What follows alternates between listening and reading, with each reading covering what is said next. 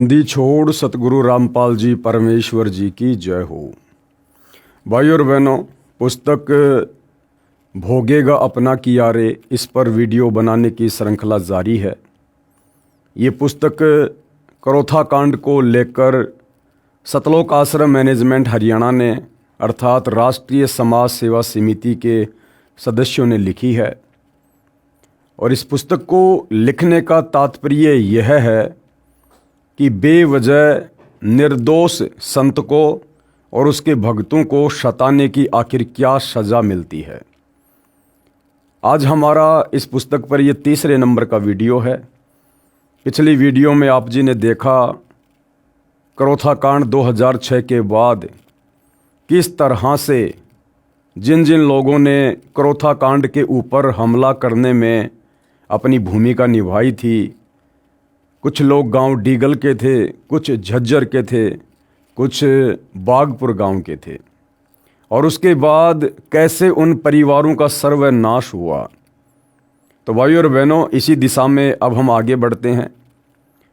इस पुस्तक पर आज हमारा ये तीसरे नंबर का वीडियो है और इस पुस्तक पर वीडियो बनाने का हमारा मकसद है कि हम कुछ शिक्षा ग्रहण कर सकें और निकट भविष्य में किसी भी प्रकार की गलती करने से बचें। तो वीडियो की शुरुआत करें उससे पहले पूज्य गुरुदेव भगवान का जयकारा लगाते हैं। बंदी छोड़ सतगुरु रामपाल जी भगवान की जय हो। परमपिता परमात्मा सारी सृष्टि के रचनहार, कुल मालिक, असंख्य ब्रह्मांडों के स्वामी, जगत गुरु, तीनों लोकों में प्रवेश करके सबका धारण पोषण करने वाले राजाधिराज, आत्माधार, नाथों के नाथ, देवों के देव महादेव, सर्वेश्वर, महेश्वर, मृत्युंजय, अजरो अमर, आदि अनादि सनातनी प्रभु, जगत पिता जगदीश्वर, श्री श्री 1008 की उपाधि के वास्तविक अधिकारी, अकाल मूरत शब्द स्वरूपी राम वासुदेव, सर्वगतम ब्रह्म, परम पूज्य, प्रथम पूज्य, परम संत, परम पुरुष, परम धनी, परम दयालु, सत्य कबीर, हक्का कबीर, अल्लाहु कबीर, अल्लाहु अकबर, बाखबर, अल्लाह ताला, जगत के तारणहार, जगत के मुक्तिदाता, जगत के जगन्नाथ, हारे के सहारे, हिंदुओं के राम, मुसलमानों के अल्लाह, सिखों के वाहिगुरु, ईसाइयों के मसीह, दया के सागर दयानिधि, करुणा के सागर करुणानिधि, स्वयंभू परिभू, संकट मोचन, कष्टहरण, मंगल करण, दुख भंजन,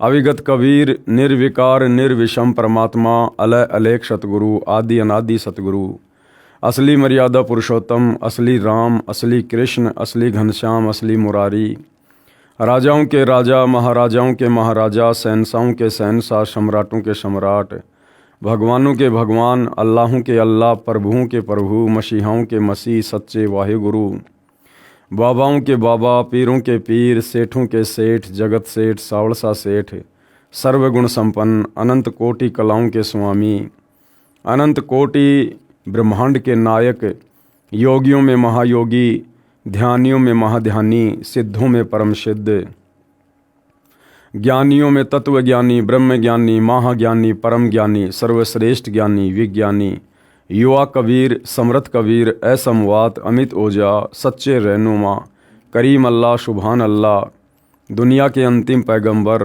8 सितंबर 1951 से गांव धनाना, जिला सोनीपत, हरियाणा, भारतवर्ष की पावन भूमि पे प्रकट रियल कल की भगवान, श्री नारायण साकार हरि, श्री बाबा साहेब, नूर अनंत परमात्मा, सच्चे दरवेश, सच्चे बाखबर, संत श्रोमणी सतगुरु रामपाल जी परमेश्वर जी के चरण कमल में साध संगति से जुड़े हुए देश विदेश से आप और हम सभी सत्सेवक भाई बहनों का अनंत कोटि दंडवत प्रणाम। तो भाई और बहनों, पिछली वीडियो में हमने इस पुस्तक भोगेगा अपना किया रे, हमने पढ़ा कि किस प्रकार से करोथा कांड के समय कुछ गांव वालों ने आर्य समाजी जो आचार्य हैं उनके बहकावे में आकर सतगुरु रामपाल जी का विरोध किया, भक्तों के साथ में बदतमीजी की। सतगुरु रामपाल जी को बेवजह 21 महीने रोहतक की सुनारिया जेल में रहना पड़ा, भक्तों को भी व्यर्थ में यातनाएं सहन करनी पड़ी। और उसके बदले में किस प्रकार से आगे चलकर कर्म फल के तहत उन तमाम गांव वालों ने आने वाले समय में अपना सर्वनाश करवाया। किसी का बेटा अकाल मौत मरा, किसी की बेटी, किसी की पत्नी, तो स्वयं भुगत भुगत कर तड़फ तड़फ कर मरा। अब पुस्तक का लेखक कह रहा है कि भाई देखो, तमाम गांव वाले बुरे नहीं हैं, जिन जिन लोगों ने गलतियां की हैं उन्होंने सज़ा पाई है, लेकिन हमारा मकसद पूरे गांव को दोष देने का नहीं है। सतलोक आश्रम करोथा के आसपास गांव के सभी व्यक्ति बुरे नहीं। इस पुस्तक में ये जानकारी देकर हम किसी का अपमान नहीं करना चाहते, हम सतर्क करना चाहते हैं कि आप परमात्मा से डरो, शुभ कर्म करो। हम मानते हैं कि डिग्गल, करोथा तथा बागपुर तथा आसपास के गांव के सभी व्यक्ति बुरे नहीं हैं। कुछ व्यक्ति ही दुष्ट हैं जो अन्य को गुमराह करके अपराध करा रहे हैं। गांव डिग्गल का मांगेराम पुत्र पृथ्वी एक बैड एलिमेंट है। यह औरों को भिड़ाकर स्वयं पीछे खिसक जाता है।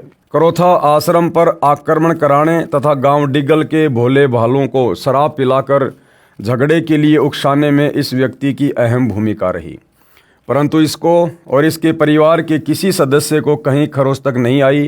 कारण यह है कि यह औरों को आगे करके स्वयं भाग जाता है।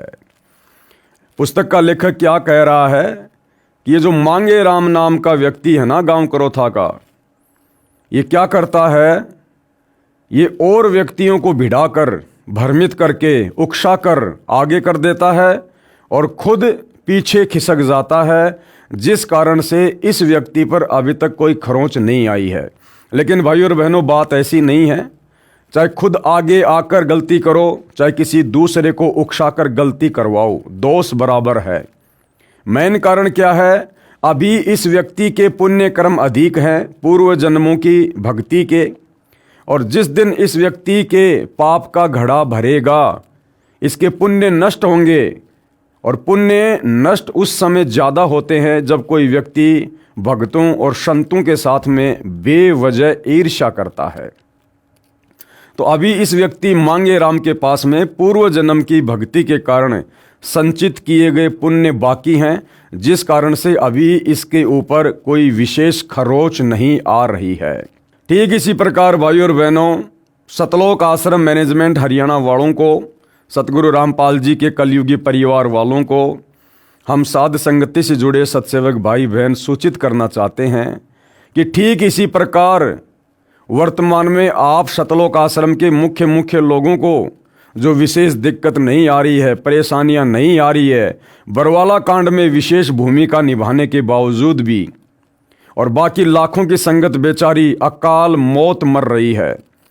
हजारों की संख्या में भगत इसार की तारीखों पर जाने वाले अकाल मौत मरे।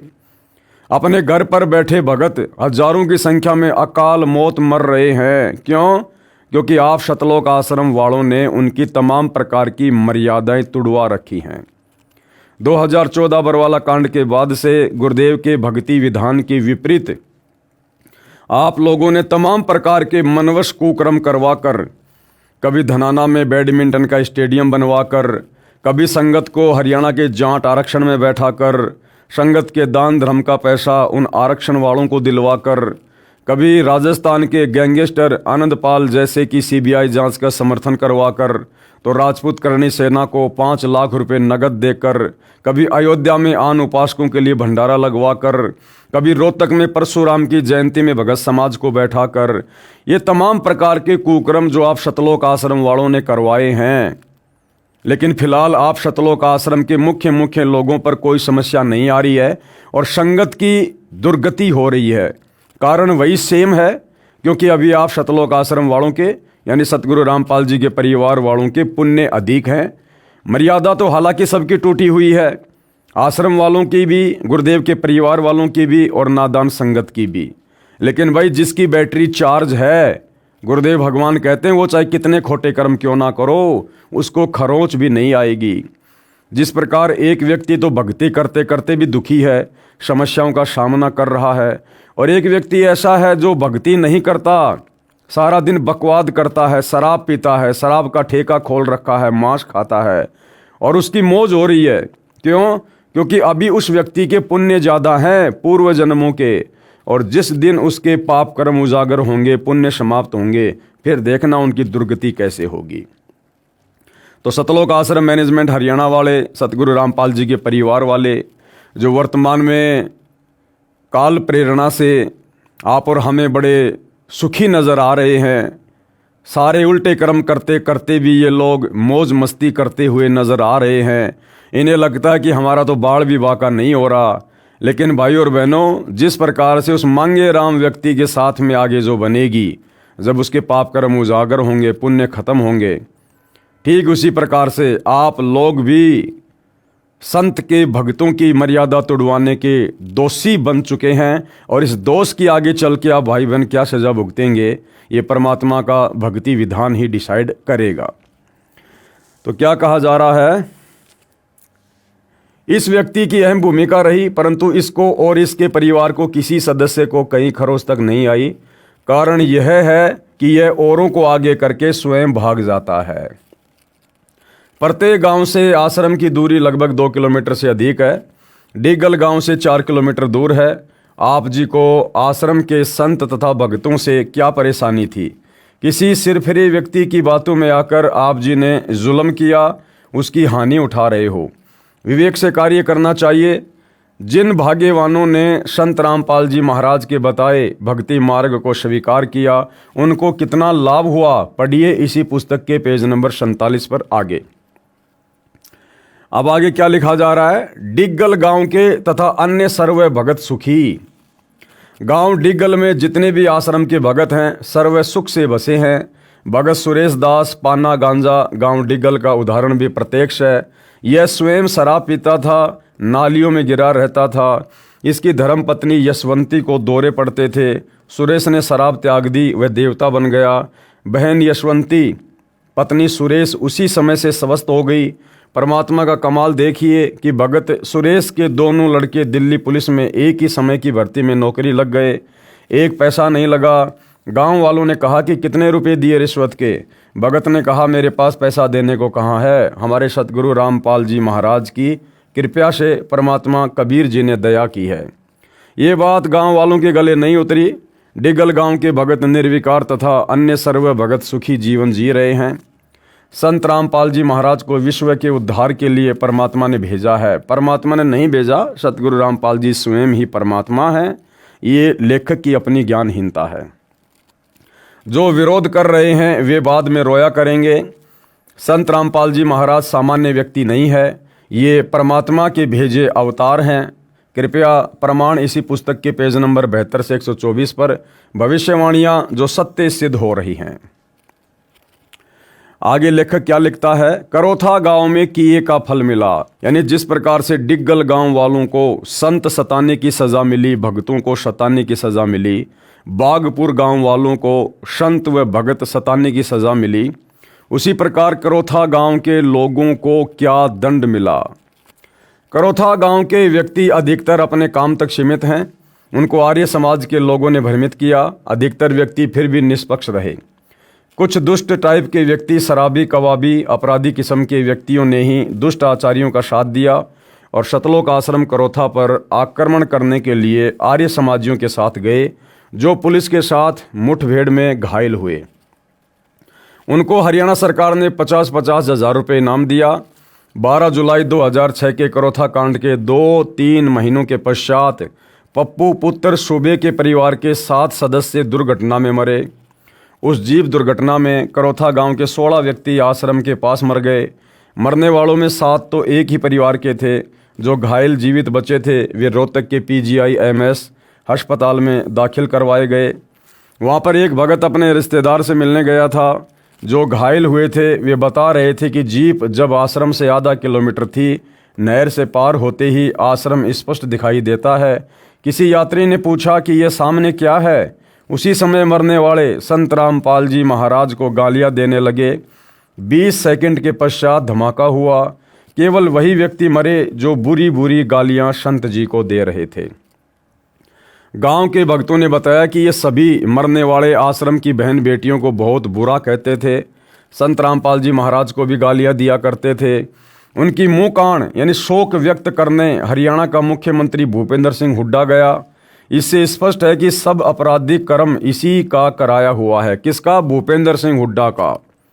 सतलोक आश्रम वाले कह रहे हैं कि सारे के सारे ये कुकर्म, करोथा कांड, लोगों को उकसाना, आर्य समाजियों के माध्यम से आश्रम पर आक्रमण करवाना, ये सारे कर्म किसने करवाए? उस समय हरियाणा के तत्कालीन मुख्यमंत्री भूपेंद्र सिंह हुड्डा ने। और भाई और बहनों, उसी भूपेंद्र सिंह हुड्डा को इसी सतलोक आश्रम मैनेजमेंट हरियाणा ने, सतगुरु रामपाल जी के परिवार ने 2019 में फिर से हरियाणा का मुख्यमंत्री बनाने के लिए कमर तोड़ मेहनत की। हरियाणा की संगत से भूपेंद्र सिंह हुड्डा का, जो करोथा कांड का मुख्य अपराधी है, उसको वोट भी डलवाए, उसको सपोर्ट भी किया। अब आप समझ सकते हैं भाई और बहनों, सबसे बड़े गुरुद्रोही कौन हैं।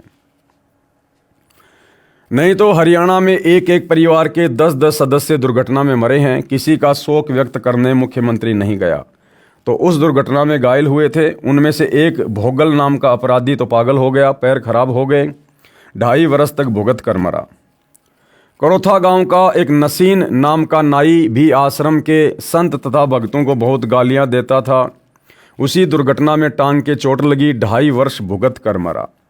गांव करोथा का एक हरिचंद पुत्र लालचंद, जो छुडानी आश्रम के महंत का विशेष चेला था, भक्तों तथा संतों को बहुत गालियां देता था, उसका सतीश नाम का बेटा उसी दुर्घटना में घायल हुआ, कोमा में चला गया, एक हाथ एक पैर काम छोड़ गया, फिर भुगत कर मरा। इस व्यक्ति ने आश्रम के प्रति बहुत गलत आरोप लगाए थे तथा लोगों को जैली गंडासे लेकर आश्रम पर आक्रमण करने के लिए लाउड स्पीकर लगाकर प्रेरित किया था। इसको छुड़ाने के अवधूत आश्रम के महंत से पैसे तथा प्रोत्साहन मिला था। इसने कढ़ाई चढ़ाकर बदमाशों को लड्डू जलेबी खिलाई थी। इसके पश्चात गांव करोथा में कहर का सिलसिला शुरू है। नंबर 1, राजेश उर्फ कचरा पुत्र सुबे नाम का करोथा गांव का व्यक्ति 12 जुलाई 2006 के करोथा कांड में आक्रमणकारी था। इस दुष्ट व्यक्ति ने दिल खोलकर पाप किया, आर्य समाजियों से रुपयों में बिक गया, गांव के भोले भाले नौजवानों को बहकाकर आश्रम पर आक्रमण करने गया था। आश्रम के भक्तों के घरों को आग लगाने के लिए करोथा के व्यक्तियों को उकसाया था और भी घने भक्तों को पेशी के दौरान रोहतक पीटा करता था। संत रामपाल दास जी महाराज तथा भक्तों पर सन 2006 में बनाए गए झूठे मुकदमों में झूठा गवाह भी था। क्या कह रहा है लेखक? लेखक कह रहा है कि इस व्यक्ति ने संत रामपाल जी के भक्तों को बहुत ज़्यादा मारने और पीटने के लिए लोगों को उकसाया। जब भगत तारीखों पर जाते थे उनको मारते थे, पीटते थे। और क्या किया था? और इसने संत रामपाल जी के मुकदमों में झूठी गवाही भी दी। तो भाई सतलोक आश्रम वालों, जो शिक्षा तुम इन गांव वालों को दे रहे हो, क्या तुम्हारे ऊपर लागू नहीं है? मुझ पवन दास की 12 अगस्त 2025 की इसार कोर्ट की तारीख पर मेरे साथ गए 2 भक्तों को आप सतलोक आश्रम वालों ने, सतलोक आश्रम के मीडिया प्रभारी चांद राठी ने गुंडे भेजकर सतलोक आश्रम धनाना से, जिनका मुखिया था बसंत सैनी गांव गांद्रा जिला रोहतक वाला, जो सतलोक आश्रमों में सारनाम देता है, क्या आप लोगों ने उन भक्तों की बेवजह पिटाई नहीं करवाई? और ये चांद राठी सतलोक आश्रम का मीडिया प्रभारी, ये खुद मेरे 420 के झूठे मुकदमे में गवाह है। इसने मेरे खिलाफ झूठी गवाही दे रखी है कि मैंने, पवन दास ने संत रामपाल जी के भक्तों से ठगी की है, भक्तों को पैसे लेकर लूटा है। क्या चांद राठी जी, आपने झूठा मुकदमा सतगुरु रामपाल जी से मेरे ऊपर नहीं करवा रखा?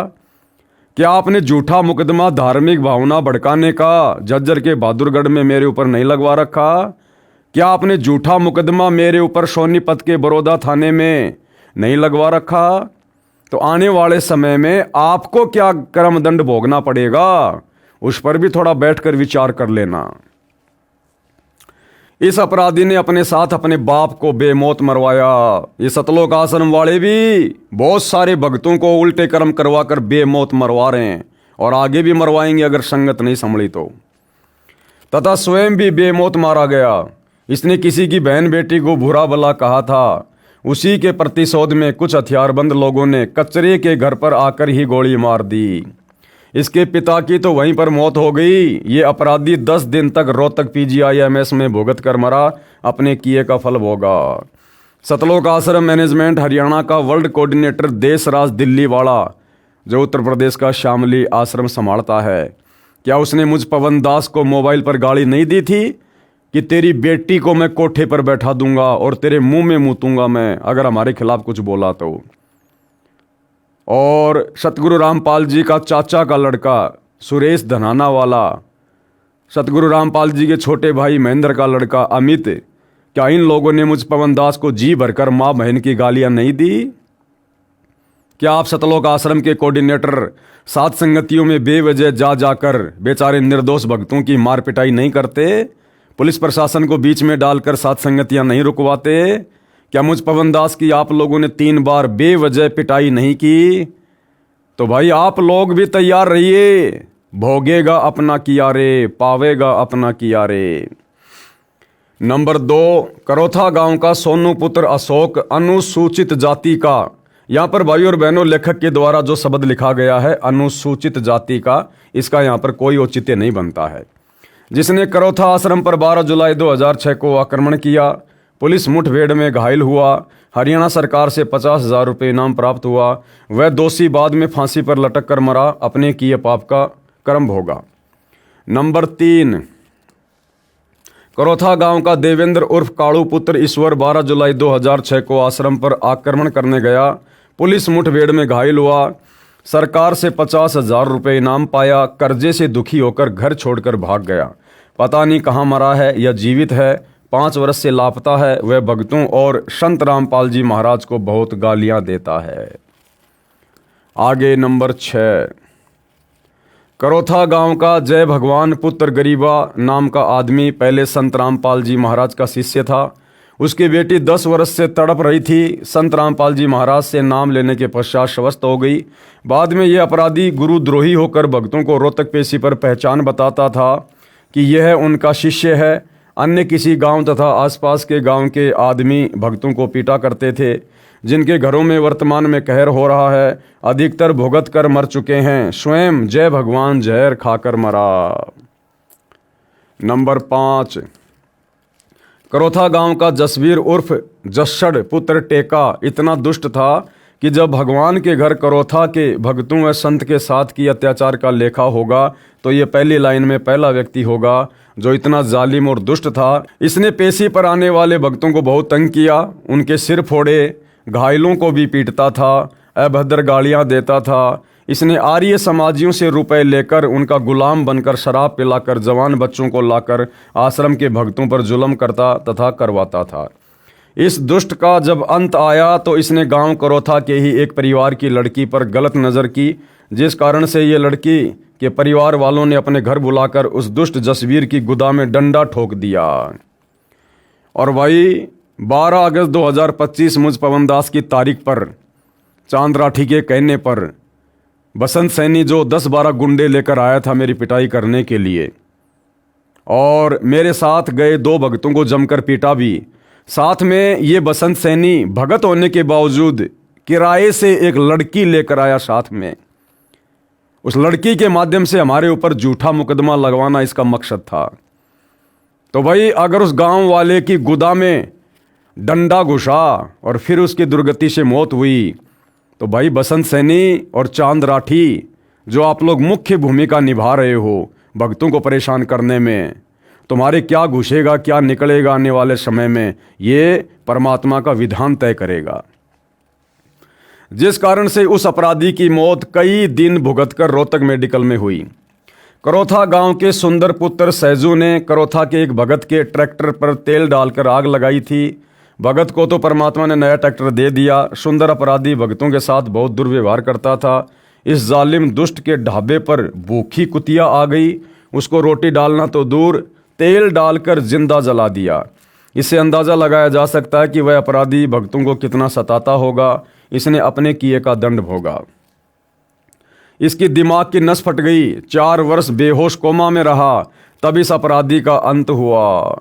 अरे भैया, इस प्रकार की घटनाएं तो सतलोक आश्रम के बड़े बड़े भक्तों के साथ में घट चुकी हैं। आप सतलोक आश्रम वालों ने खुद एक पुस्तक लिखी है, करोथा कांड का रहस्य, और सच बनाम झूठ और न्यायालय की गिरती गरिमा। और आप खुद सतलोक आश्रम वाले, जब आप लोगों की कोर्ट में तारीखें पड़ती थी तो तारीखों पर जाने से बचने के लिए आप लोग क्या क्या एफिडेविट लगाया करते थे। बसंत सैनी पागल हो गया, पीजीआईएमएस में उसको भर्ती करवा दिया गया, वो रात को ही हॉस्पिटल छोड़कर भाग गया, हमें मिल ही नहीं रहा। तो ये दुर्गति तो आप आश्रम वालों की भी खूब हुई है भाई, ये दुर्गति तो आप आश्रम वालों की भी खूब हुई है।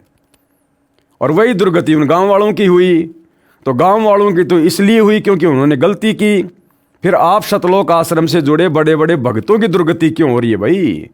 आप लोगों की ऐसी दुर्गति क्यों हुई जो आप लोग पागल हुए मुकदमों के कारण? आप लोग हॉस्पिटल छोड़ छोड़ के भागने लगे पागल होकर। आप लोगों की दुर्गति क्यों हुई?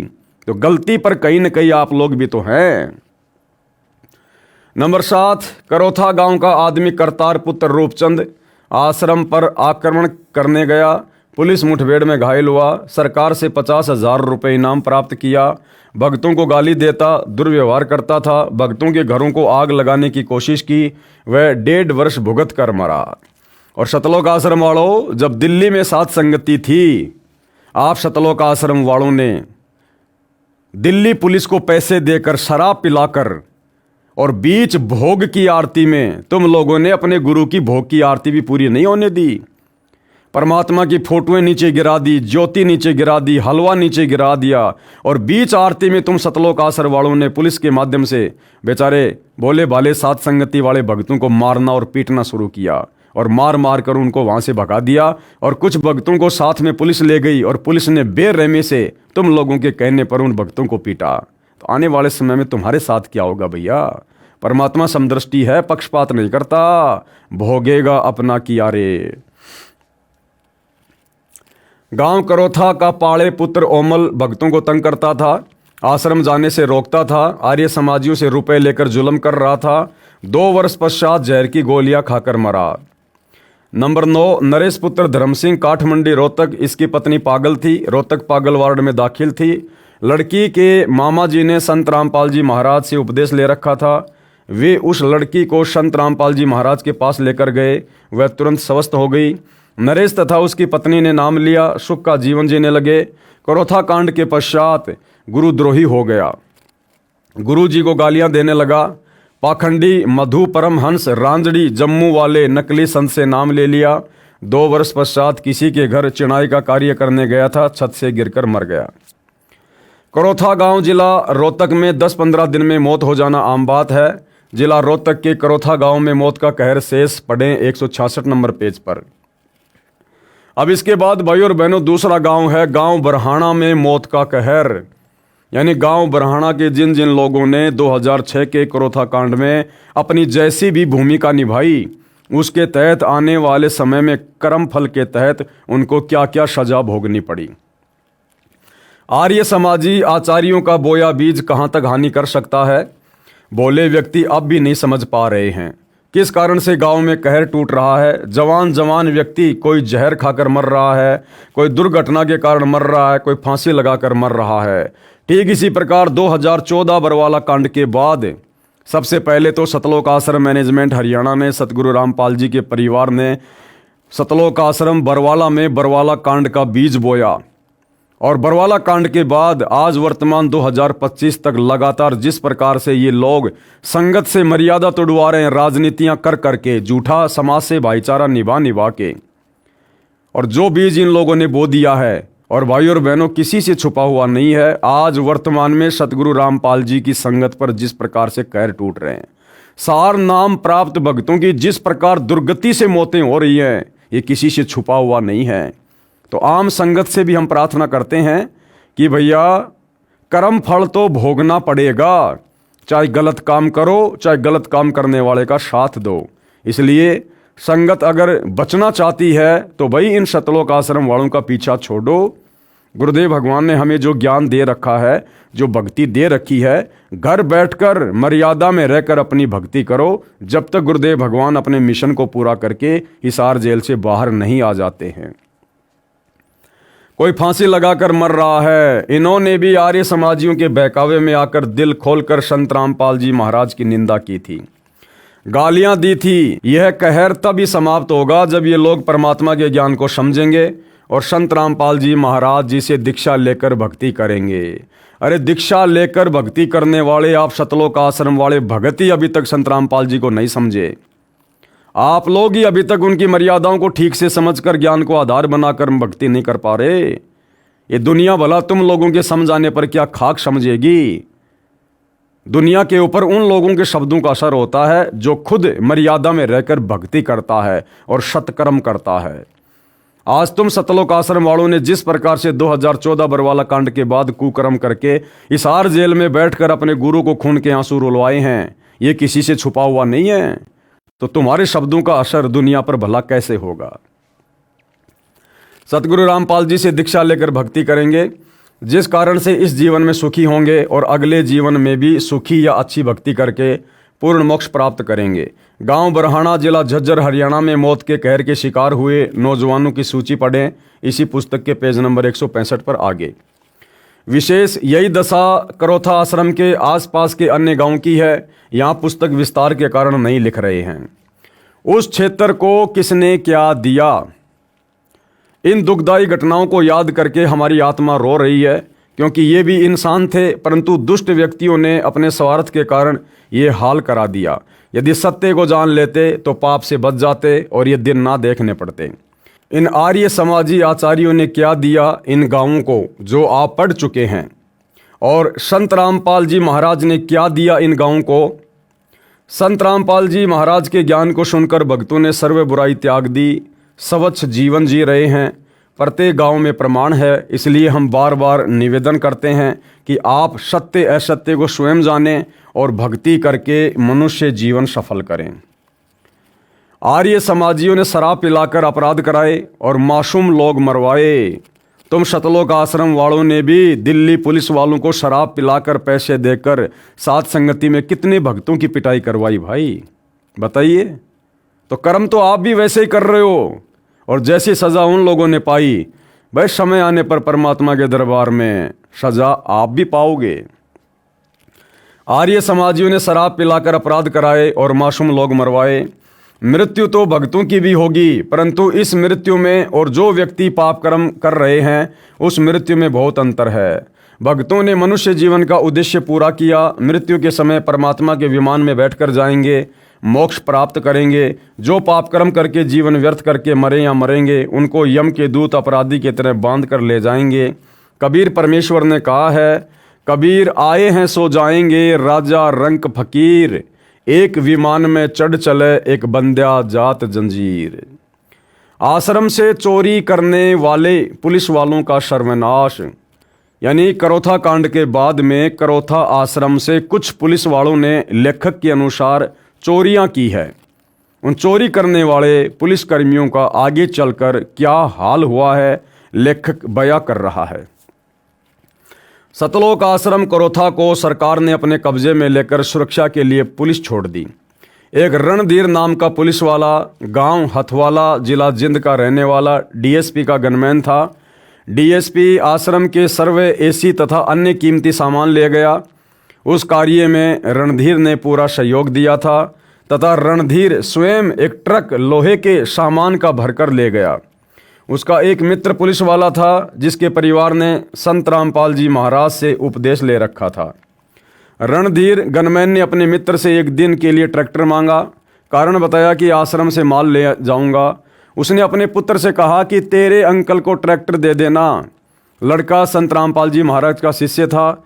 जब उस भगत बच्चे को पता चला तो कहा कि आप हमारे पिता के मित्र हैं, हम आपकी सर्व मदद कर सकते हैं, परंतु इस महापाप में सहयोग नहीं दे सकते। और अंकल कान खोलकर सुन ले, तुम उस आश्रम से एक पेचकस भी मत ले जाना, नहीं तो सर्वनाश को प्राप्त हो जाओगे। परंतु उसको काल उठा रहा था। उसने किराए पर ट्रक लिया, एक ट्रक सामान आश्रम से चोरी करके ले गया। उसने करोथा आश्रम से एक ट्रक सामान के भरकर बेचकर रुपए लिए। 6 महीने पश्चात वह अपराधी पुलिस वाला रणधीर जहर की गोली खाकर मौत को प्राप्त हुआ तथा डीएसपी का इकलौता पुत्र विष खाकर मर गया। उसकी लड़की का पति मर गया, दूसरी जगह विवाह किया, फिर वह लड़की मर गई। स्वयं शुगर का मरीज है, पैर का अंगूठा तथा उंगली गलकर कट गई। गरीबदास जी ने अपनी अमृतवाणी में कहा है कि परमात्मा उन दुष्ट लोगों को चुन चुन कर मारता है जो भक्तों तथा संतों को दुखी करते हैं।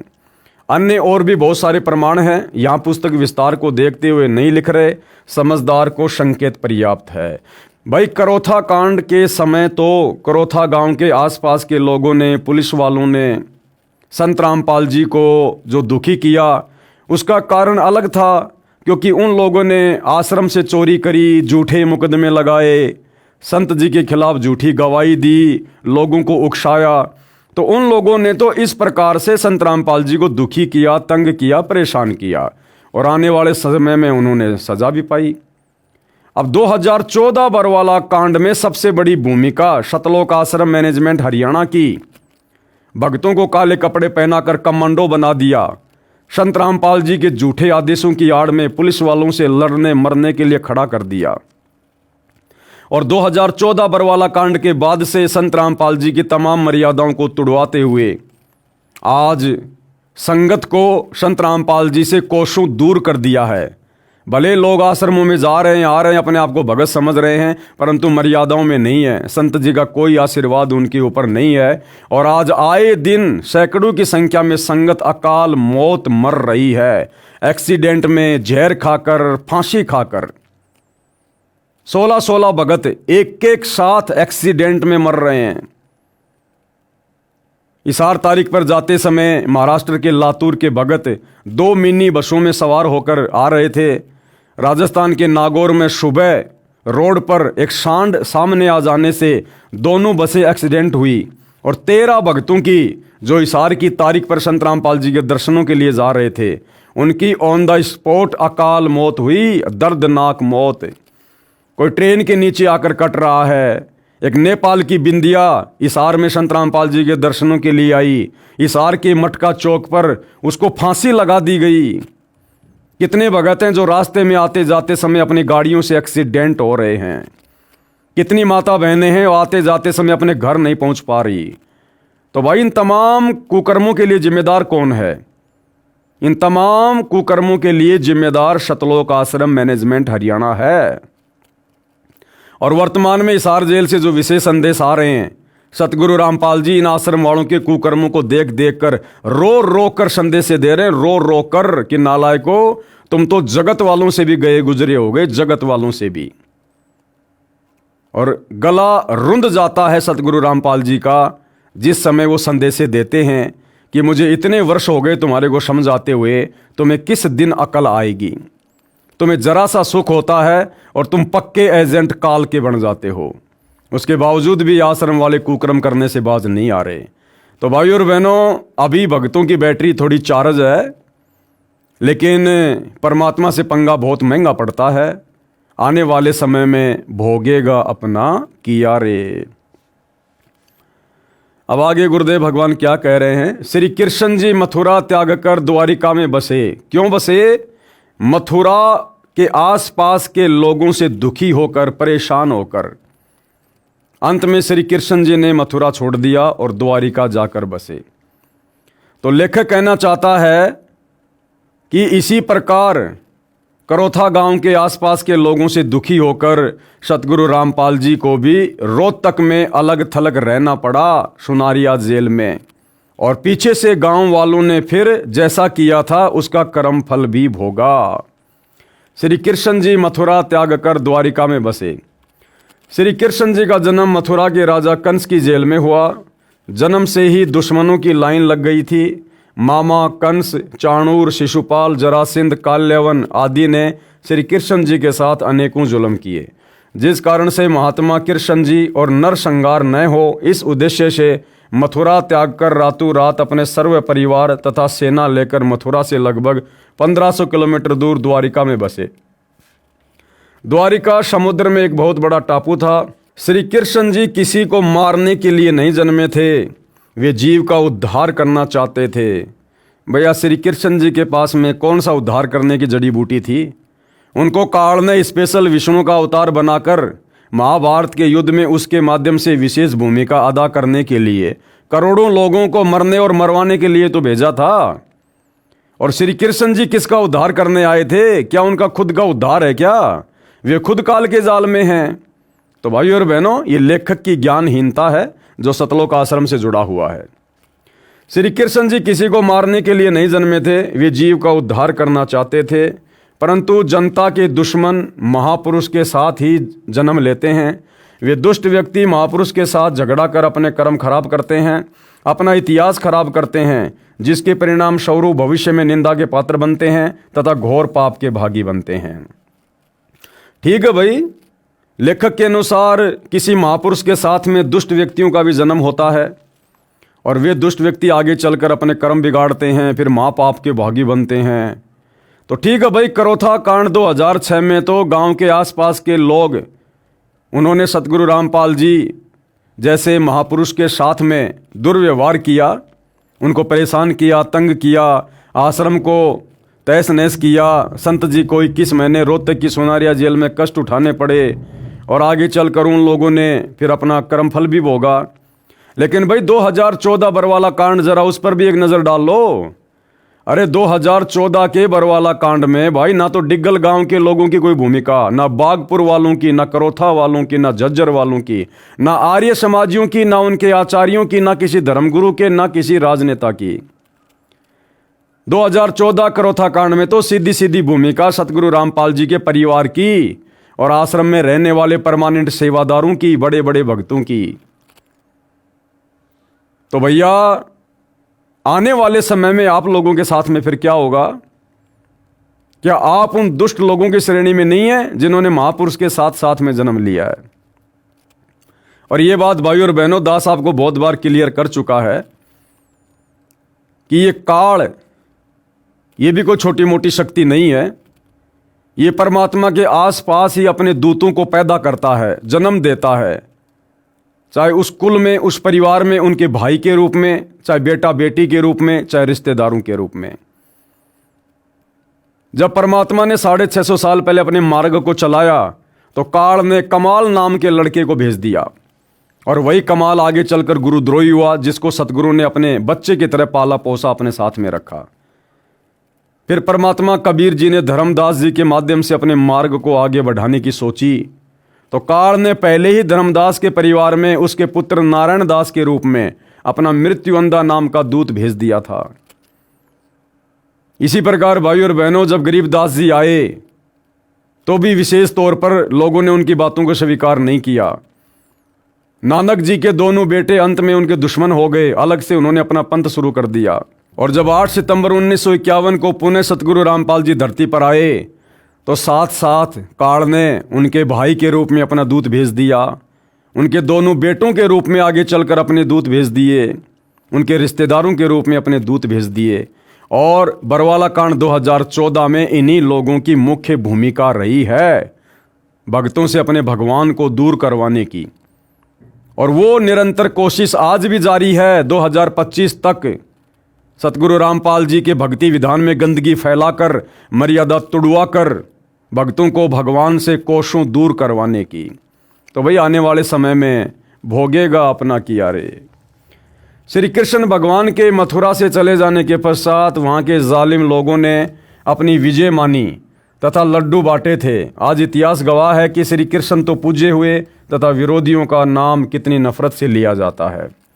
ठीक ये इतिहास करोथा कांड करके कुछ दुष्ट लोगों ने दोहरा दिया। कलयुग में इन दुष्ट व्यक्तियों के नाम कंस रावण की श्रेणी में आएंगे, जिन्होंने संत रामपाल जी महाराज के साथ जुल्म करके करोथा आश्रम खाली करवा कर मिठाई बांटी थी। और वही बरवाला कांड करवाने में जिन जिन लोगों की भूमिका रही है, फिर उनका नाम कौन सी लिस्ट में आएगा आने वाले समय में? कंस वाली में या रावण वाली में? हरियाणा के मुख्यमंत्री भूपेंद्र सिंह हुड्डा का भी काला इतिहास बनेगा। अगर हरियाणा के मुख्यमंत्री भूपेंद्र सिंह हुड्डा का काला इतिहास बनेगा तो उसी भूपेंद्र सिंह हुड्डा को 2019 में सतगुरु रामपाल जी के परिवार ने, सतलोक आश्रम के मुख्य भक्तों ने 2019 के चुनाव में जो भूपेंद्र सिंह हुड्डा का समर्थन किया, उसको वोट डलवाए। भैया साथ में उनका भी काला इतिहास लिखा जाएगा कि सतगुरु रामपाल जी के दोषी भूपेंद्र सिंह हुड्डा को सतगुरु रामपाल जी के परिवार के किन किन सदस्यों ने और किन किन भक्तों ने समर्थन किया। क्योंकि भगवान के दुश्मन का समर्थन करने वाला कौन? काल का दूत। तो आने वाले समय में सतगुरु रामपाल जी के परिवार का नाम भी इसी लिस्ट में होगा, जिस लिस्ट में भूपेंद्र सिंह हुड्डा का होगा। लेखक के अनुसार भूपेंद्र नाम से हुई घृणा, इसी तरह आने वाले समय में सतगुरु रामपाल जी के परिवार से भी लोगों को घृणा हो जाएगी। फिलहाल संगत की आंखें बंद हैं, लेकिन हमेशा नहीं रहेगी, कभी न कभी तो ज्ञान का प्रकाश होगा। और जिस दिन वो तत्व ज्ञान अंगड़ाई लेगा, यही संगत जो आज तुम्हारे झूठे आदेशों पर, झूठे पीले पर्चों पर एआई से बनाई गई सतगुरु रामपाल जी के नकली ऑडियो वीडियो पर विश्वास करके अंधी होकर तुम्हारे पीछे चल रही है, सारे कुकर्म कर रही है, अपनी मर्यादा तोड़वा रही है, साथ में जेल में बैठे अपने गुरु को दुखी कर रही है। आने वाले समय में जब इस संगत की बुद्धि ऑन होगी, सच्चाई का पता चलेगा, तो भैया तुम्हारे साथ में क्या होगा सतलोक आश्रम वालों। भूपेंद्र नाम से हुई घृणा। एक 12 वर्षीय लड़के ने 15 अगस्त 2013 को संत रामपाल जी महाराज से कहा कि गुरुदेव जी मेरा नाम बदल दो। संत जी ने पूछा कि वर्तमान में क्या नाम है। लड़के ने कहा भूपेंद्र। मैं इस कलंकित नाम को रखना नहीं चाहता, जिस नाम के व्यक्ति ने कंस से भी बढ़कर अत्याचार किया। ये कहकर बच्चे की आंखों में आंसू आ गए, क्योंकि 10 जुलाई 2006 को वह सत्संग सुनने के लिए अपनी माता तथा पिताजी के साथ करोता आश्रम में जा रहा था। डेगल गांव के कुछ दुष्ट लोगों ने उन तीनों को बुरी तरह से पीटा, बच्चे को छीनकर जमीन पर पटक दिया। वहीं पर पुलिस भी बहुत संख्या में खड़ी थी। जब पुलिस वालों से उसके पिता ने शिकायत की तो पुलिस वाले हंसने लगे।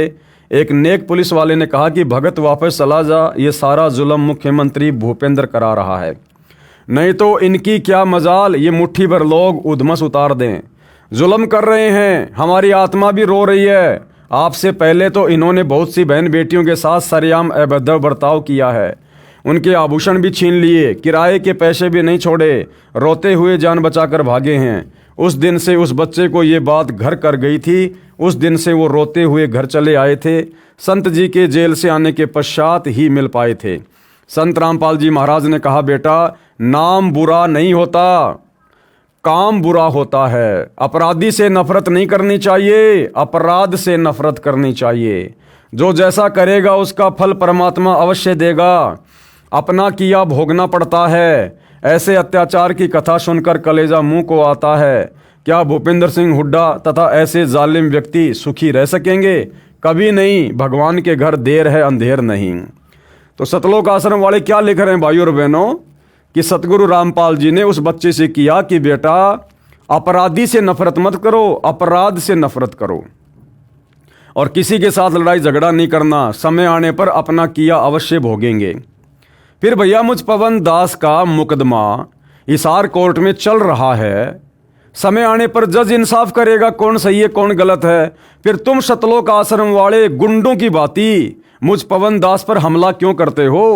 जान से मारने की कोशिश क्यों करते हो भाई? अपने गुरु की बातों पे अमल करो ना। आर्य समाजियों का हथियार उन्हीं पर चला। ऐसे ही इन सतलोक आश्रम वालों के हथियार जो वर्तमान में ये यूज कर रहे हैं घटिया तरीके, ये इन्हीं के ऊपर चलेंगे, इन्हीं के ऊपर। आर्य समाजियों का हथियार उन्हीं पर चला। 12 मई 2013 को फिर से जुल्म किया गया। परमात्मा ने ऐसी माया फेरी जो मुख्यमंत्री भूपेंद्र सिंह आर्य समाजी अपने ग्रुप के व्यक्तियों आचार्यों को पूरा सहयोग देकर आश्रम के अनुयायियों को परेशान किया करता था। उसी का सुदर्शन चक्कर उसी पर चल गया। 18 फरवरी 2013 को श्री भूपेंद्र सिंह हुड्डा मुख्यमंत्री हरियाणा को पता चला कि सर्वोच्च न्यायालय ने करोथा आश्रम ट्रस्ट को सौंपने के आदेश दे दिए। उसके पश्चात अपने साजंदों आचार्यों को फिर से तैयार किया। गौशाला घड़ोली जिला जिंद के नाम 2.5 करोड़ रुपए की ग्रांट दी। उस ग्रांट को देने का उद्देश्य था कि किराए पर बदमाश लाए जाएं, क्योंकि आसपास के व्यक्ति समझ गए थे कि संत रामपाल जी महाराज व उनके भगत बुरे नहीं हैं, इसलिए इनको आसपास की जनता का सहयोग नहीं मिल रहा था। अपने षड्यंत्र के अनुसार 12 मई 2013 को करोथा आश्रम पर आक्रमण करने की योजना बनाई। 7 अप्रैल 2013 को आश्रम ट्रस्ट को मिला। 9 अप्रैल 2013 को आर्य समाजियों ने आक्रमण कर दिया। स्थानीय जनता ने उनका कोई सहयोग उस पाप में नहीं दिया। उस दिन अगली योजना बनाकर आने का कहकर चले गए। जिस कारण से बदमाशों को किराए पर लाए 12 मई 2013 को करोथा आश्रम में उपस्थित भक्तों को मारने के लिए करोथा गांव में इकट्ठे हुए बदमाश भी उनके साथ थे। दूसरी ओर आश्रम करोथा के ट्रस्टी ने माननीय हाई कोर्ट चंडीगढ़ में सुरक्षा की अर्जी लगाई। समय की आवश्यकता को समझकर न्यायालय ने आश्रम की सुरक्षा के सख्त आदेश दिए, जिस कारण से करोथा आश्रम के चारों ओर पुलिस तैनात कर दी गई। पहले 12 जुलाई 2006 तथा 9 अप्रैल 2013 के आक्रमणों में स्थानीय पुलिस आर्य समाज के व्यक्तियों की खुलकर मदद करती रही थी, परंतु 12 मई 2013 को पुलिस बल बाहर से आया था। स्थानीय पुलिस अधिकारियों ने आर्य समाजियों को कह रखा था कि आप पहले पुलिस पर आक्रमण करना, पुलिस भाग जाएगी, परंतु कोर्ट के आदेश 10 मई 2013 को हुए थे, जिस कारण से उन उपद्रवियों को पता नहीं चला कि अब पुलिस भाग नहीं सकती, जिस कारण से अपनी पूर्व योजना अनुसार गांव करोथा के बस स्टैंड के पास रोहतक झज्जर रोड पर आश्रम से लगभग 1.5 किलोमीटर दूर स्कूल में आक्रमणकारियों को रोकने के लिए तैनात पुलिस पर आक्रमण कर दिया। पुलिस ने भी जवाब में कार्रवाई की, जिसमें एक करोथा गांव की औरत प्रोमिला सहित 3 उपद्रवियों की जानें गई। बहुत सारे घायल हुए, पुलिस वाले भी बहुत संख्या में घायल हुए। कमाल की बात है कि जैसे झूठे मुकदमे जुलाई 2006 में संत रामपाल जी महाराज व भक्तों पर बनाए थे, उसी तर्ज पर 12 मई 2013 को भी प्रोमिला नाम की औरत की हत्या का झूठा मुकदमा संत रामपाल जी महाराज तथा भक्तों पर बना दिया। जबकि सारा भारत टीवी पर देख रहा था, लाइव देख रहा था कि एक प्रोमिला नाम की औरत जो करोथा गांव की है, उस समय 3 की मौत पुलिस मुठभेड़ में हुई। वीडियो में वह प्रोमिला लाठी लेकर पुलिस से लड़ रही है, वह करोथा आश्रम से 1.5 किलोमीटर दूर मरी थी। जबकि संत रामपाल जी महाराज सतलोक आश्रम बरवाड़ा में 10, 11, 12 मई 2013 का पूर्व निर्धारित सत्संग कर रहे थे। बरवाला जिला हिसार में है, करोथा गांव से लगभग 100 किलोमीटर दूर है। अब जांच में संत रामपाल जी महाराज को निर्दोष पाया गया। दोनों प्रशासन तथा आर्य समाजी जो संत रामपाल जी महाराज तथा उनके भक्तों पर कहर ढाया करते थे, 12 मई 2013 को आपस में कट मरे। मुख्यमंत्री हरियाणा श्री भूपेंद्र सिंह हुड्डा ने संत रामपाल जी महाराज से प्रार्थना की, अपनी सरकार बचाने की गुहार लगाई। बिना शर्त सतलोक आश्रम करोथा खाली कर दिया गया, परंतु आश्रम पर हमारा कब्जा रहेगा, ऐसा ही हुआ। आश्रम पर ट्रस्ट का ताला लगाया गया। भगत समय समय पर आश्रम की सफाई करके आते हैं। सुरक्षा सरकार की जिम्मे है। यदि संत रामपाल जी महाराज ये परोपकार नहीं करते तो आश्रम को किसी कीमत पर सरकार खाली नहीं करवा सकती थी, क्योंकि सर्वोच्च न्यायालय के आदेश अनुसार करोथा आश्रम प्राप्त हुआ था। मिलिट्री भी आश्रम की सुरक्षा के लिए पहुंच गई थी, परंतु संत मान बढ़ाई नहीं चाहते, जनता की भलाई चाहते हैं। ये अनमोल कार्य महान संत ही कर सकते हैं। आश्चर्य की बात है कि मुख्यमंत्री श्री भूपेंद्र सिंह हुड्डा ने इतने बड़े परोपकार का भक्तों तथा संतों को क्या प्रतिफल दिया। कभी ये भी नहीं पूछा कि आप दुखी हो या सुखी हो। धन्यवाद करने का भी काम नहीं, परंतु हम तो उस विधान का पालन करते हैं, नेकी कर कुएं में डाल, जो बुरा करेगा उसका होगा बुरा हाल। भूपेंद्र सिंह हुड्डा का सुदर्शन चक्कर उसी पर चला। एक बार दुर्वासा ऋषि ने निर्दोष भगत अम्बरीश को मारने के लिए सुदर्शन चक्कर छोड़ा था। भगत अम्बरीश के चरण छूकर सुदर्शन चक्कर दुर्वासा ऋषि को मारने के लिए चल पड़ा। दुर्वासा ऋषि भागकर भगवान विष्णु जी के पास गया, परंतु विष्णु जी ने कहा कि तेरी जान अम्बरीश ही बख्श सकता है। उसी से समायाचना कर दुर्वासा ऋषि ने वापस आकर भगत अम्बरीश के चरण पकड़कर अपनी गलती का एहसास किया, समायाचना की। तब वह सुदर्शन चक्कर शांत हुआ तथा दुर्वासा ऋषि की जान बची। इसी प्रकार 12 मई 2013 को मुख्यमंत्री भूपेंद्र सिंह अपनी देख रेख में सर्वे ऑपरेशन करा रहा था। जब देखा कि मेरे ही दोनों दायां बायां हाथ आर्य समाजी तथा पुलिस आपस में लड़ मरे तथा विरोधी पार्टियों के व्यक्तियों ने आर्य समाजियों का साथ दे दिया, भूपेंद्र की सरकार एक टांग पर खड़ी हो गई। तब मुख्यमंत्री हेलीकॉप्टर में बैठकर युद्ध को देखता हुआ यूपीए अध्यक्ष सोनिया के पास दिल्ली गया। सोनिया जी ने उसे गृह मंत्री भारत सरकार के पास भेज दिया। गृह मंत्री ने कहा कि संत रामपाल जी से समायाचना कर, तभी तेरी सरकार बच सकती है। तब 13 मई 2013 को मध्यस्थ के माध्यम से यह सर्व कार्य सरल हुआ। अरे भैया, उदाहरण दे रहे हो राजा अम्बरीश का और दुर्वासा का, तो भैया दुर्वासा ऋषि तो अपनी जान बचाने के लिए डायरेक्ट राजा अम्बरीश के चरणों में गया था और पैर पकड़कर माफी मांगी थी। फिर तुम सतलोक आश्रम वालों ने भूपेंद्र सिंह हुड्डा की बात किसी मीडिएटर के माध्यम से क्यों सॉल्व की भाई? अगर उसने जुल्म किया था तो डायरेक्ट उसको संत रामपाल जी के चरणों में जाने देते। लेकिन भूपेंद्र सिंह हुड्डा को फिर भी अपनी गलती का एहसास नहीं था और वो संत रामपाल जी के चरण में पड़ना, माफी मांगना अपनी बेइज्जती मानता था। लेकिन ये सतलोक आश्रम वाले बीच में जो मीडिएटर हैं, जो मध्यस्थ हैं, ये हैं मान बढ़ाई के भूखे, और इन लोगों ने बीच में ही मामला रफा दफा कर दिया। सतगुरु रामपाल जी तक उस भूपेंद्र सिंह हुड्डा को नहीं पहुंचने दिया और ना भूपेंद्र सिंह हुड्डा संत रामपाल जी तक जाना चाहता था। लेकिन बीच में मान बढ़ाई के भूखे सतलोक आश्रम वाले, इन्होंने किसी मीडिएटर के माध्यम से मामले को रफा दफा करवा दिया। भूपेंद्र सिंह हुड्डा की 1.5 वर्ष की ताजपोशी भी महान संत सतगुरु रामपाल जी महाराज ने प्रदान की। विरोधी तो वही भूमिका कर रहे हैं जो मथुरा के दुष्ट लोग श्री कृष्ण जी के साथ किया करते थे। श्री कृष्ण जी की पूजा विश्व में हुई और विरोधी निंदा के पात्र बने तथा महापाप के भागी बने। जैसे मथुरा के व्यक्तियों ने श्री कृष्ण जी के मथुरा से चले जाने के पश्चात खुशी से मिठाई बांटी थी, वे श्री कृष्ण जी के अवतार धर्म में कोई बाधा नहीं बन सके, अपितु पाप के भागी बने। आज तक उनकी निंदा की जाती है। इसी प्रकार संत रामपाल जी महाराज को पूर्ण परमात्मा कबीर जी ने अवतार रूप में भेज रखा है। अरे भैया, सतगुरु रामपाल जी स्वयं अपने अवतार हैं, इनको भेजने वाला कोई सृष्टि में नहीं है। पढ़िए प्रमाण इसी पुस्तक के पेज नंबर 72 पर। दुष्ट व्यक्तियों ने मीडिया के माध्यम से संत रामपाल जी महाराज को कितना बदनाम किया, जनता तथा सरकार को विरोधी बना दिया, परंतु परमात्मा सदा सत्य का साथ देता है।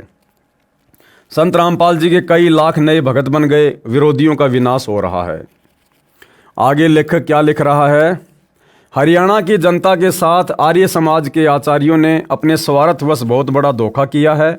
सतलोक आश्रम करोथा में सत्संग सुनकर हरियाणा के व्यक्ति संत रामपाल जी महाराज से दीक्षा लेकर सर्व बुराई त्याग कर निर्मल तथा सुखी जीवन जी रहे हैं। झूठी अफवाहें फैलाकर संत जी को बदनाम करके हरियाणा की जनता में घृणा का विष घोल दिया। झूठी अफवाहें फैलाकर।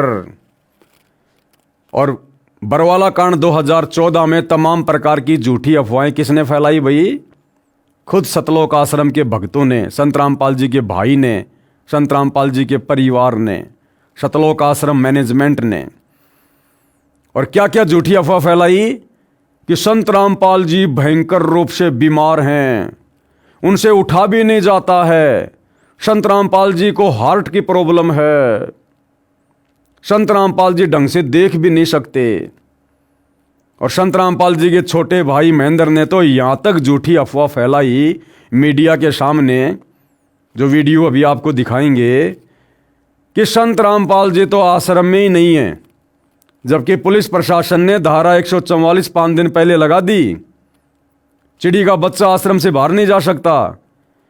और संत रामपाल जी का छोटा भाई पूरे विश्व के सामने मीडिया के माध्यम से झूठ बोल रहा है, अफवाह फैला रहा है कि हमने परसों ही संत रामपाल जी को बाहर हॉस्पिटल में शिफ्ट कर दिया।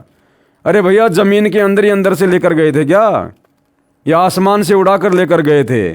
5 दिन से तो धारा 144 लगी हुई थी, किसको मूर्ख बना रहे हो?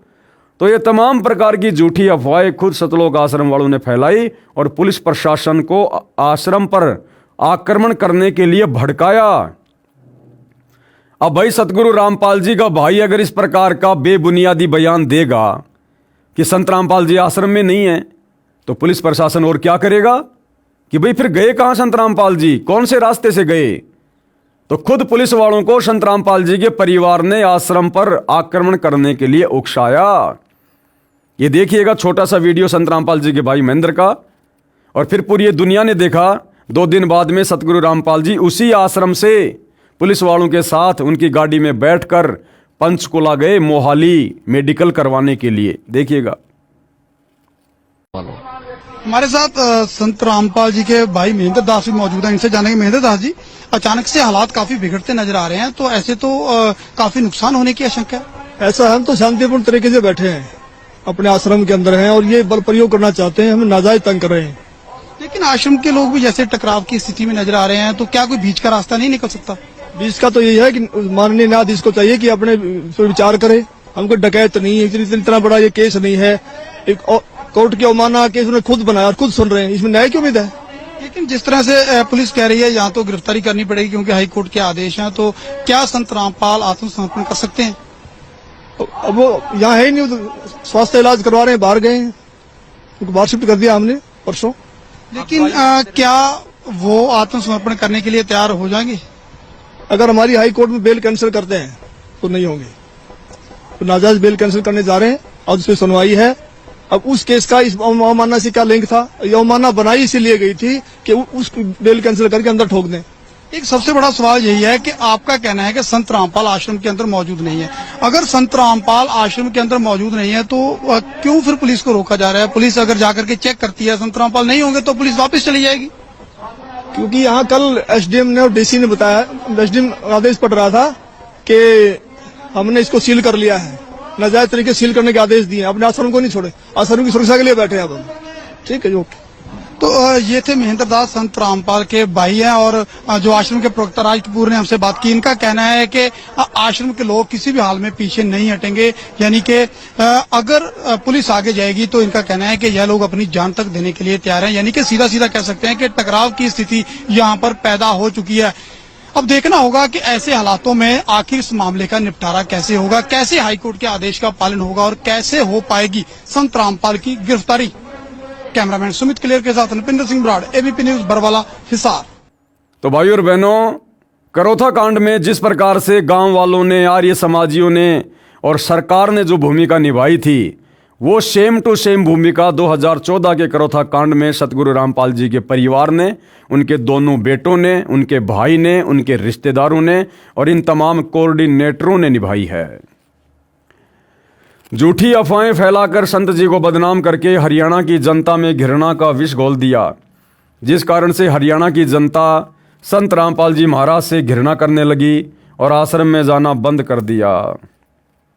अनमोल अवसर चूक रहे हैं। ये आचार्य यही चाहते हैं कि किसी तरह जनता संत रामपाल जी महाराज का सत्संग सुनना बंद कर दे, और वही कार्य बरवाला कांड में सतलोक आश्रम वालों ने किया कि लोग संत रामपाल जी का सत्संग ही सुनना बंद कर दें। संत रामपाल जी के विषय में ये आश्रम वाले प्रचार करते हैं कि हमारे गुरुजी कैंसर क्या, चाहे कैंसर का बाप क्यों ना हो, एक बार हमारे गुरुजी से नाम ले लो, छूमंतर हो जाएगा। हमारे गुरुजी मुर्दों को भी जिंदा कर देते हैं, मुर्दों को भी। ऐसी ऐसी बातें ये लोग ज्ञान प्रचार के माध्यम से, पुस्तक प्रचार के माध्यम से समाज में फैला रहे हैं।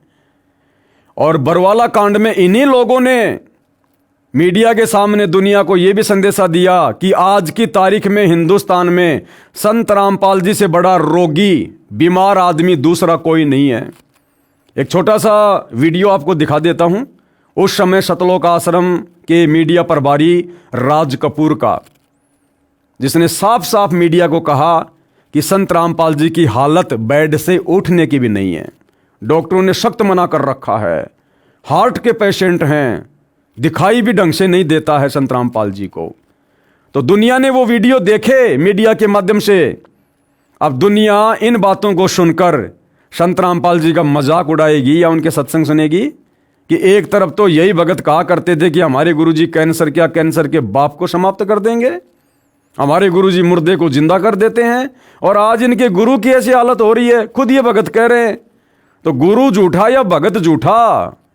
और इस प्रकार से लोग संत रामपाल जी की निंदा करने लगे, उनको झूठा कहकर उन पर व्यंग करने लगे।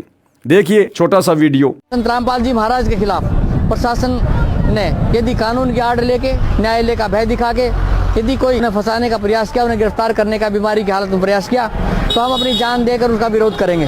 और उसके बावजूद यदि संत रामपाल जी महाराज भी इस हालात में खुद न्यायालय जाना चाहें तो संत रामपाल जी महाराज को भी हमारी 1 लाख लोगों की लाशों के ऊपर से गुजरना पड़ेगा।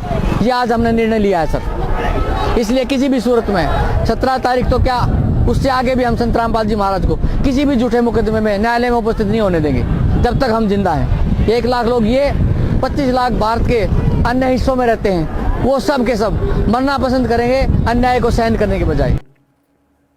तो भाई और बहनों, बताओ, जो भूमिका करोथा कांड के समय करोथा गांव वालों ने, आसपास के गांव वालों ने निभाई, प्रशासन ने निभाई, क्या वही की वही भूमिका 2014 बरवाला कांड में सतलोक आश्रम के भक्तों ने, सतगुरु रामपाल जी के परिवार ने नहीं निभाई? आप जियों की आंखों के सामने है।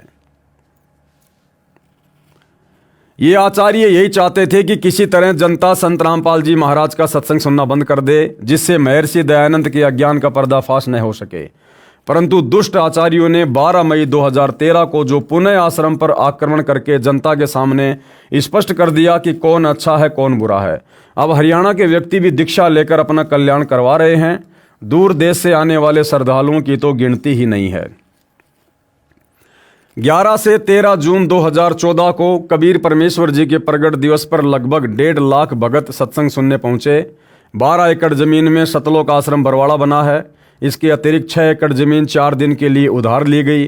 तब संगत को बैठाया। दूसरी ओर विरोधियों का नाश हो रहा है। वो तो भैया समय आने पर अपना कर्मफल सभी भोगते हैं। आप लोग भी जो 2014 बरवाला कांड के दोषी हैं और 2014 से वर्तमान समय तक सतगुरु रामपाल जी की गैर हाजिरी में संगत की मर्यादा तुड़वा कर आप लोग जो और दोषी बन रहे हो, भाई समय आने पर कर्मफल तो आपने भी भोगने पड़ेंगे। आर्य समाजी आचार्यों के पाप का घड़ा भर गया। दयानंद मठ रोहतक पर नाजायज कब्जा किए बैठे आर्य समाजी आचार्यों के 2 गुट बन गए, एक दूसरे से लड़ रहे हैं। पुलिस ने बलदेव गुट की दयानंद मठ के अंदर ही अच्छी पिटाई की, क्योंकि 12 मई 2013 को इन्होंने पुलिस को बेरहमी से मारा था। इसी कारण से पुलिस पहले से ही खपा थी। उस दिन भी इन्होंने पुलिस पर पत्थर मारे थे। आर्य समाजी डर के मारे वृक्षों पर चढ़ गए, वहां से उतार कर पीटे। प्रत्यक्ष दृष्टा ने यह भी बताया कि आचार्य ब्रह्मानंद गाड़ी में घुस गया, वहां से डंडे की खोद मार मार कर पुलिस ने गाड़ी से निकाल कर पीटा। इस प्रकार इन दुष्ट व्यक्तियों पर परमात्मा का चक्कर चल पड़ा। इनकी उल्टी गिनती शुरू हो गई है। 80-85 वर्ष के बूढ़े आर्य समाजी आचार्य तथा शास्त्री की उपाधि वाले जनता को मरने मारने का पाठ पढ़ाते हैं, जबकि ऐसे वृद्ध तो बच्चों को झगड़ा करने से रोकते हैं। देखो, सतलोक आश्रम वाले शिक्षा दे रहे हैं उन ज्ञानहीन आर्य समाजी आचार्यों को कि आचार्यों ने तो जनता को अच्छा पाठ पढ़ाना चाहिए, और इन आचार्यों ने जनता के हाथों में डंडे देकर उनको लड़ना झगड़ना सिखाया। अरे भैया, 2014 के बरवाला कांड में क्या पाकिस्तान के लोगों ने आकर भोले भाले भक्तों को काले कपड़े पहनकर कमांडो बनाकर पुलिस वालों से लड़ने झगड़ने के लिए तैयार किया था? कौन थे वो लोग? कौन थी राष्ट्रीय समाज सेवा समिति? यही सतलोक आश्रम मैनेजमेंट हरियाणा वाले, सतगुरु रामपाल जी के परिवार वाले। इन्हीं लोगों ने काले कपड़े पहना कर बरवाला कांड के समय भक्तों को कमांडो बनाया, हाथों में हथियार पकड़ाए। एक छोटा सा वीडियो आपको दिखाता हूं भाइयों और बहनों। सतलोक आश्रम के एक अन्य मीडिया प्रभारी राहुल का, जो कि सतलोक आश्रम में जिस समय सतगुरु रामपाल जी सत्संग किया करते थे, वो सत्संगों को रिकॉर्ड करने की सेवा किया करता था। जो व्यक्ति वर्तमान में जमानत पर बाहर है, और इन आश्रम वालों ने जो सान न्यूज चैनल खोल रखा है उसमें रिपोर्टर है। इस व्यक्ति ने सरेआम बरवाला कांड के समय मीडिया के प्रश्नों का जवाब देते हुए कहा, जब मीडिया वालों ने कहा कि भैया ये इस प्रकार से जो तुमने कमांडो खड़े कर रखे हैं भक्तों को हाथों में हथियार देके, ये इस प्रकार से बीमार बाबा की तबीयत को कैसे ठीक करेंगे? अरे बाबा अगर बीमार है तो उसके लिए तो भक्तों ने हाथ जोड़ के भगवान से प्रार्थना करनी चाहिए, और भगत तो गुंडे बन के खड़े हुए हैं यहां पर। तो वो व्यक्ति राहुल कहता है कि ये जितने भी व्यक्ति हैं जो डंडे लेकर खड़े हैं काले कपड़े पहनकर, ये संत रामपाल जी के भगत नहीं हैं, ये राष्ट्रीय समाज सेवा समिति के सदस्य हैं। अरे तो राष्ट्रीय समाज सेवा समिति कोई पाकिस्तान की थी क्या? तुम आश्रम वालों ने तो आश्रम के भक्तों को काले कपड़े पहना कर खड़ा किया था। 2010 में सतलोक आश्रम में सतगुरु रामपाल जी के दोनों बेटों ने, उनके भाई ने तो ये संगठन खड़ा किया था, और कह रहा कि ये जितने भी लोग हैं इनके हाथों में पहले भी हथियार नहीं थे, पहले भी इनके हाथों में डंडे थे।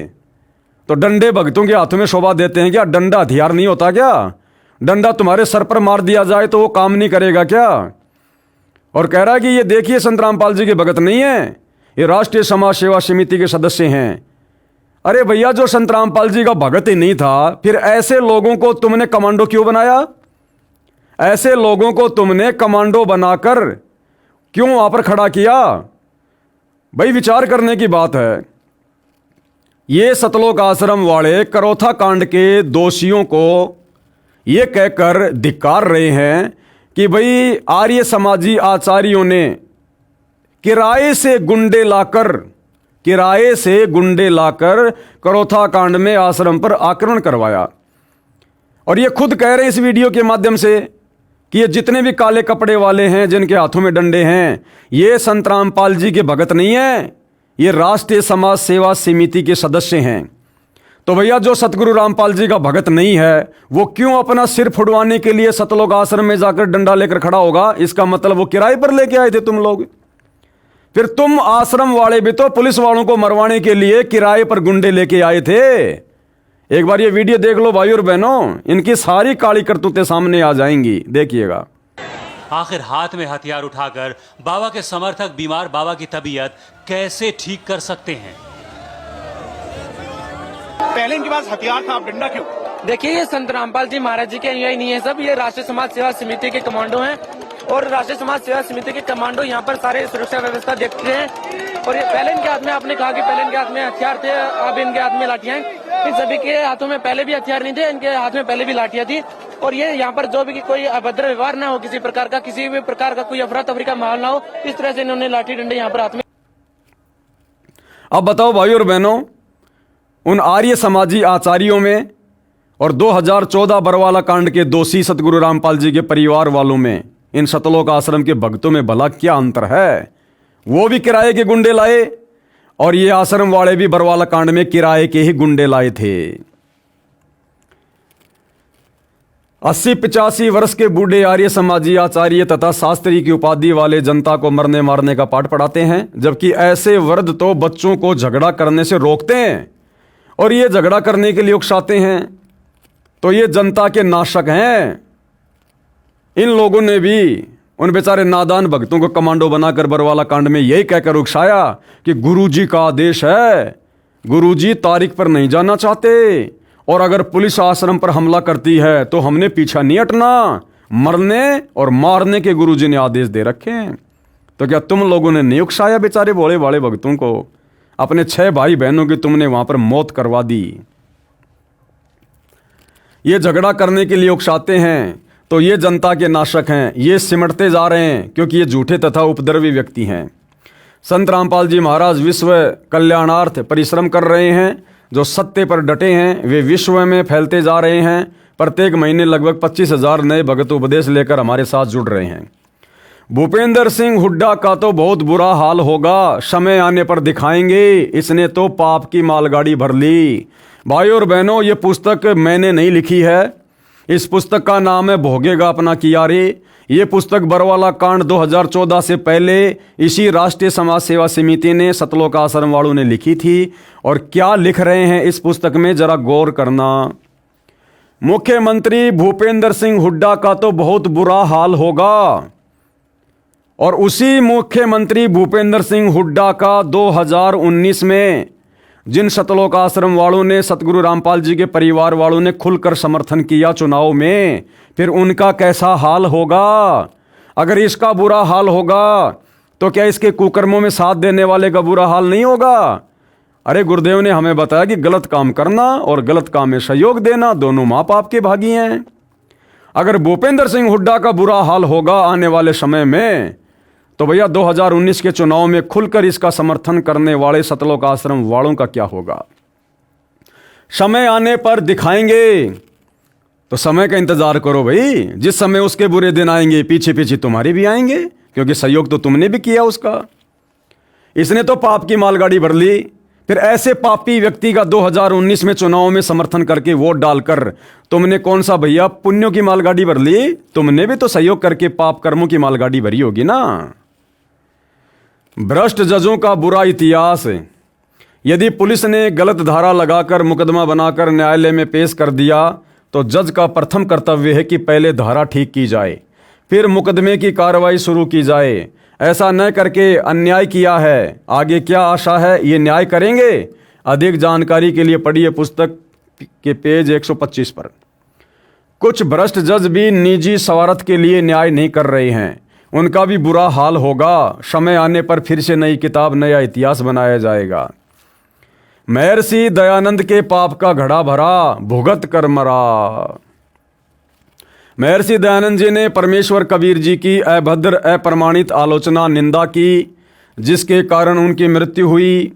1 महीने तक तड़फ तड़फ कर हुई। पढ़िए इसी पुस्तक के पेज नंबर 154 पर। सतलोक आश्रम से जुड़ा भगत लिख रहा है इस पुस्तक भोगेगा अपना किया में कि महर्षि दयानंद का पाप का घड़ा भरा और जिस प्रकार से उसने कबीर जी की आलोचना की, निंदा की, उसका परिणाम उसको भुगतना पड़ा। वो अंत में तड़फ तड़फ के मरा।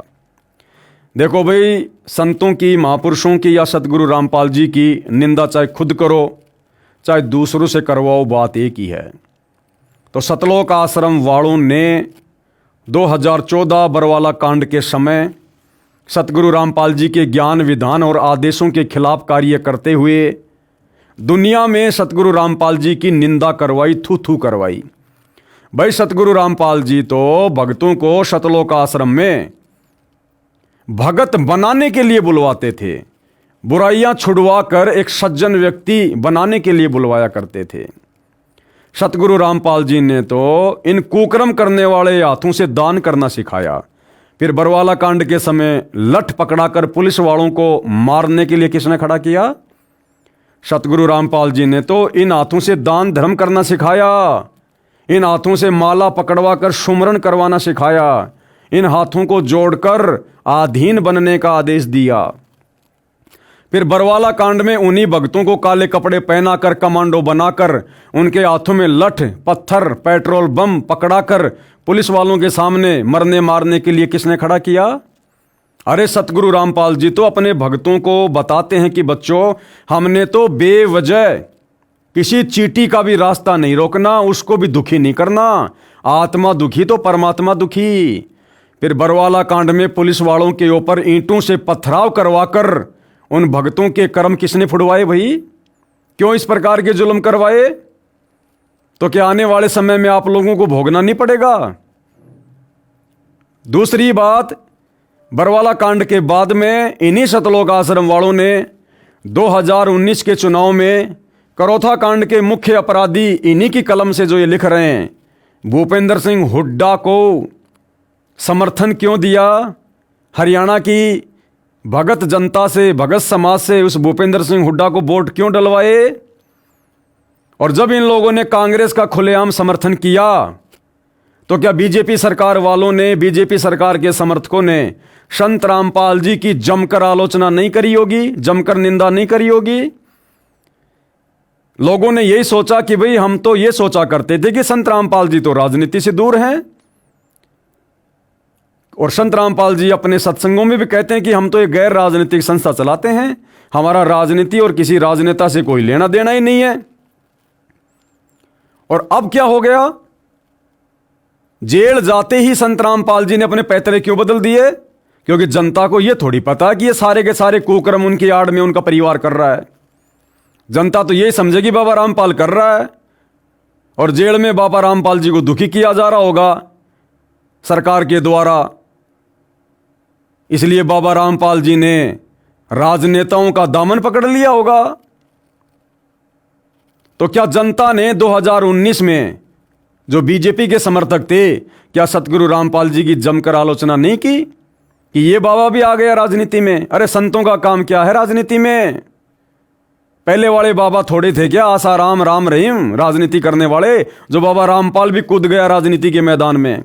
और जब सतलोक आश्रम वालों ने हरियाणा समेत पूरे भारतवर्ष में 2019 में कांग्रेस सरकार का समर्थन बाबा के भक्तों से करवाया, तो क्या बीजेपी वालों ने बाबा रामपाल को गालियां नहीं दी होंगी जम के कि ये काहे का बाबा है? बाबा कभी राजनीति में आते हैं क्या? बाबा है तो अपनी भक्ति करो, भक्तों से भक्ति करवाओ। राजनीति करने वालों की कमी है दुनिया में? जमकर आलोचना की होगी तो भैया आलोचना या निंदा चाहे खुद भगत करो अपने गुरु की, चाहे अपने कुकर्मों से जनता से करवाओ, बात एक ही है। फिर 2024 में इन्हीं सतलोक आश्रम वालों ने बीजेपी सरकार का दामन पकड़ लिया, कांग्रेस को छोड़ दिया, और पूरे भारत में इन्हीं आश्रम वालों ने सतगुरु का नाम लेकर बेचारे भोले भाले भक्तों से बीजेपी सरकार का समर्थन करवाया। जगह जगह बीजेपी की रैलियों में भक्तों को भेजा और बीजेपी को वोट डलवाए। और यहां तक डरा दिया कि जो भगत बीजेपी को वोट नहीं डालेगा उसको आश्रम में एंट्री नहीं होगी। उसके बाद वो कांग्रेस वाले संत रामपाल जी की आलोचना करने लग गए, निंदा करने लग गए, गालियां निकालने लग गए कि ये बाबा रामपाल तो बड़ा दोगला आदमी है। पहले तो कांग्रेस के साथ था, अब बीजेपी के साथ चला गया। इस बाबा रामपाल से तो राम रहीम अच्छा, जो शुरू से बीजेपी के साथ है, वो कभी पार्टी नहीं बदलता। बाबा रामपाल ने तो एक ही बार में पार्टी बदल ली। तो क्या सतलोक आश्रम मैनेजमेंट हरियाणा वालों के इस तरह के फरमानों के चलते, झूठे आदेशों के चलते, क्या देश भर में कांग्रेस सरकार के समर्थकों ने सतगुरु रामपाल जी की जमकर आलोचना नहीं की होगी, निंदा नहीं करी होगी कि 19 में तो हमारे साथ था, 24 में बीजेपी की गोद में जाके बैठ गया। तो भाई अपने गुरु की बदनामी, निंदा, चुगली, आलोचना चाहे खुद करो, चाहे अपने उल्टे कर्मों से दुनिया से करवाओ, दंड बराबर, दोषी बराबर। तो भैया यहां तुम किन को दोष दे रहे हो? यहां सतलोक आश्रम वाले महर्षि दयानंद को दोषी बता रहे हैं कि उसने कबीर जी की आलोचना की, जिस कारण से उसकी मृत्यु 1 महीने तक तड़फ तड़फ कर हुई। तो भैया आप लोग अपना भी हिसाब किताब लगा लेना। तुम लोगों ने तो देश भर में संत रामपाल जी की 2014 बरवाला कांड में और उसके बाद लगातार अपने उल्टे कुकर्मों के माध्यम से संत जी के भक्ति विधान के विपरीत कार्य करके और नादान संगत से करवाकर वर्तमान 2025 तक तो लगातार करवा ही रहे हो। हिसार जेल में बैठे अपने गुरु को खून के आंसू रुलाए रहे हो, संगत की मर्यादा तोड़वाकर उनको अकाल मौत मरवाए रहे हो। तो जिस दिन तुम्हारी बैटरी डिस्चार्ज होगी, पाप कर्म उजागर होंगे, उस दिन तुम्हारा क्या होगा लाडलो, ध्यान दे लेना। आर्य समाजियों ने माना परमात्मा के अवतार हैं। आर्य समाज के कुछ गौशाला के प्रधान तथा सदस्य वर्तमान में आजीवन कारावास की सजा भोग रहे हैं। वे रोहतक जेल में थे। वहाँ एक संत रामपाल जी महाराज के भगत से उनकी मुलाकात हुई, जो उसी जेल में वार्डन की नौकरी करता था। जब उन व्यक्तियों को सच्चाई का पता चला कि संत रामपाल जी महाराज को गलत बदनाम किया है, उन्होंने भी माना कि हमारे से गलती हुई थी, हमने सच्चाई को जाने बिना ही संत जी का विरोध किया। उन आर्य समाजी जो गौशाला के सदस्य थे, उन्होंने स्वयं भी प्रार्थना की, हम दुलीना कांड में झूठे फंसा दिए हैं, हम गौशाला के सदस्य अवश्य थे, लेकिन हमारा उस हत्या में कोई दोष नहीं था। और किस प्रकार से उन लोगों ने जेल में रहते सहते लेखक के अनुसार संत रामपाल जी को ये लेटर लिख कर दिया अपनी जमानत के लिए। सेवा में पूर्ण महात्मा परमात्मा कबीर साहब संत रामपाल महाराज जी विषय जेल आजीवन कारावास से मुक्त कराने हेतु श्रीमान जी निवेदन है कि हम 7 प्राणी जो कि झूठे 302 के मुकदमे में जेल रोहतक में बंद हैं, वह आजीवन कारावास की सज़ा काट रहे हैं। हम 7 आदमी बिना कसूर के जेल में बंद हैं। हमें दुलीना हादसा 2002 में फंसाया गया है। उसमें भीड़ ने चौकी में बंद 5 आदमी जो कि जिंदा गाय की खाल उतार रहे थे, उनको जान से मार दिया था। हम 7 आदमी झज्जर गौशाला के मेंबर हैं, इसलिए पुलिस ने हमें फंसा दिया। केस में केवल पुलिस ही गवाह है, कोई भी अन्य कोई आई विटनेस नहीं है। यहाँ रोहतक जेल में आपके भगत संजय मंदोला ने आपके बारे में बताया कि आप पूर्ण परमात्मा हैं और आपका नाम लेने से हमारे सारे कष्ट दुख दूर होंगे। हम 7 आदमी संजय मंदोला की बात पर विश्वास करके आपसे प्रार्थना करते हैं कि आप हमारी इस प्रार्थना को स्वीकार कर इस दुख की घड़ी में अपने चरणों में लेना। हमें भी पूर्ण विश्वास है कि आप परमात्मा रूप हो और हमें अवश्य कारागार से मुक्त कराओगे। हम सभी परिवार आजीवन आपके ऋणी रहेंगे। हमारी 7 आदमियों की सज़ा झज्जर ADSJ AK जैन की कोर्ट में आगे भी लिखा हुआ है। इसलिए हे संत रामपाल जी, आप परमात्मा स्वरूप हैं, हमें इस झूठे मुकदमे से बरी कराओ। भगत ने उनको राय दी थी कि आप जी स्वयं दीक्षा लो। जब तक आप जेल से बाहर नहीं आते हो तो अपने परिवार के सदस्यों से मुलाकात पर कहो कि वे दीक्षा लेकर भक्ति करें, तब आपकी मदद परमात्मा करेगा, तब आपका छुटकारा हो जाएगा। परंतु किसी कारण से वे ऐसा नहीं कर पाए, जिस कारण से उनको कोई लाभ नहीं मिल सका। उनके द्वारा की गई लिखित प्रार्थना पढ़िए। जजों के न्याय को देखें, कोई गवाह नहीं, पुलिस ने झूठा केस बनाया और जज ने सजा कर दी। तो वो कह रहे हैं कि हमें सजा सुनाई गई थी 7/8/2010 को। उसके बाद हमने माननीय उच्च न्यायालय में अपील दायर की हुई है। हमारी अपील नंबर इतनी है। हमारा केस माननीय न्यायाधीश एस के मित्तल व एम जे पॉल की खंडपीठ में विचाराधीन है। जमानत यानी बेल की भी हमने कोशिश की लेकिन निराशा ही हाथ लगी। आपसे पुनः करबद्ध प्रार्थना है कि आप हमें इस संकट से मुक्त करवाओ। हम सातों गांव के आदमी, हमारे प्रिय रिश्तेदार आपके आजीवन आभारी रहेंगे। धन्यवाद। प्रार्थी ये ओम प्रकाश जी, जगबीर जी, सतवीर जी, शिशुपाल जी, रमेश कुमार जी, रणवीर जी, सुबे सिंह जी, ये सातों आदमी हैं। संत घीसा दास जी को सताने की सज़ा, यानी गांव खेकड़ा, जिला बागपुर, उत्तर प्रदेश में संत जी हुए हैं, घीसा दास जी, जो कि वैसे तो दुनिया की नज़रों में परमात्मा जी के नुमाइंदे समझे जाते रहे, लेकिन वे स्वयं कबीर परमात्मा ही थे। ये कबीर परमात्मा भक्ति को जिंदा रखने के लिए भिन्न भिन्न रूप धारण कर कर समय समय पर हम आत्माओं तक ये ज्ञान पहुंचाते रहते हैं। तो संत घीसा दास जी के रूप में कबीर परमात्मा जब अपने तत्व ज्ञान का प्रचार कर रहे थे तो गांव वालों ने किस प्रकार से उनके साथ में बदसलूकी की, उनको गांव से बाहर निकलने के लिए मजबूर कर दिया और उसके बाद किस प्रकार से उन गांव वालों पर कहर टूटा और वापस वही गांव वाले अपनी पगड़ी संत जी के चरणों में रख कर सह सम्मान उनको गांव में वापस लेकर आए। तब उस गांव में फिर से खुशहाली लौटी। संत घीसा दास जी को सताने की सज़ा। गांव खेकड़ा, जिला बागपत, उत्तर प्रदेश में एक घीसा दास नाम के संत रहते थे। उनको परमेश्वर कबीर जी मिले थे। उसके पश्चात घीसा दास जी सत्संग करने लगे तथा नामदान करने लगे। गांव खेकड़ा, जिला बागपत, उत्तर प्रदेश में एक घीसा दास नाम के संत रहते थे। उनको परमेश्वर कबीर जी मिले थे। उसके पश्चात घीसा दास जी सत्संग करने लगे तथा नामदान करने लगे। घीसा संत देवी देवताओं की भक्ति बंद कराकर शास्त्र अनुकूल सत्य भक्ति बताते थे। जिन पाखंडी आचार्य गुरुओं की दुकानें बंद होने लगी, उन्होंने गांव के व्यक्तियों को भरमाया कि घीसा के पास रात्रि में सत्संग के बहाने स्त्रियां जाती हैं, वहां पर गलत कार्य होता है। भोले लोगों ने उन दुष्ट स्वार्थी लोगों की बातों पर विश्वास कर लिया तथा घीसा जी को गांव से निकाल दिया। संत घीसा दास जी खेकड़ा से 100 मील की दूरी पर एक गांव में रहने लगे। वहां के व्यक्तियों को बहुत लाभ होने लगे। गांव खेकड़ा में जवान मौतें होने लगी, हाहाकार मच गया। लोगों ने इकट्ठा होकर विचार किया कि यह कहर गांव में किस कारण से हो रहा है। कुछ एक नेक व्यक्तियों ने कहा कि कबीर जी की वाणी है, भाई जिस मंडल साधु नहीं, यानी जिस क्षेत्र में साधु संत भगत नहीं रहते, जैसे बिन नदी नहीं गुंजार और बिना नदी के वहाँ पर खुशहाली नहीं होती है।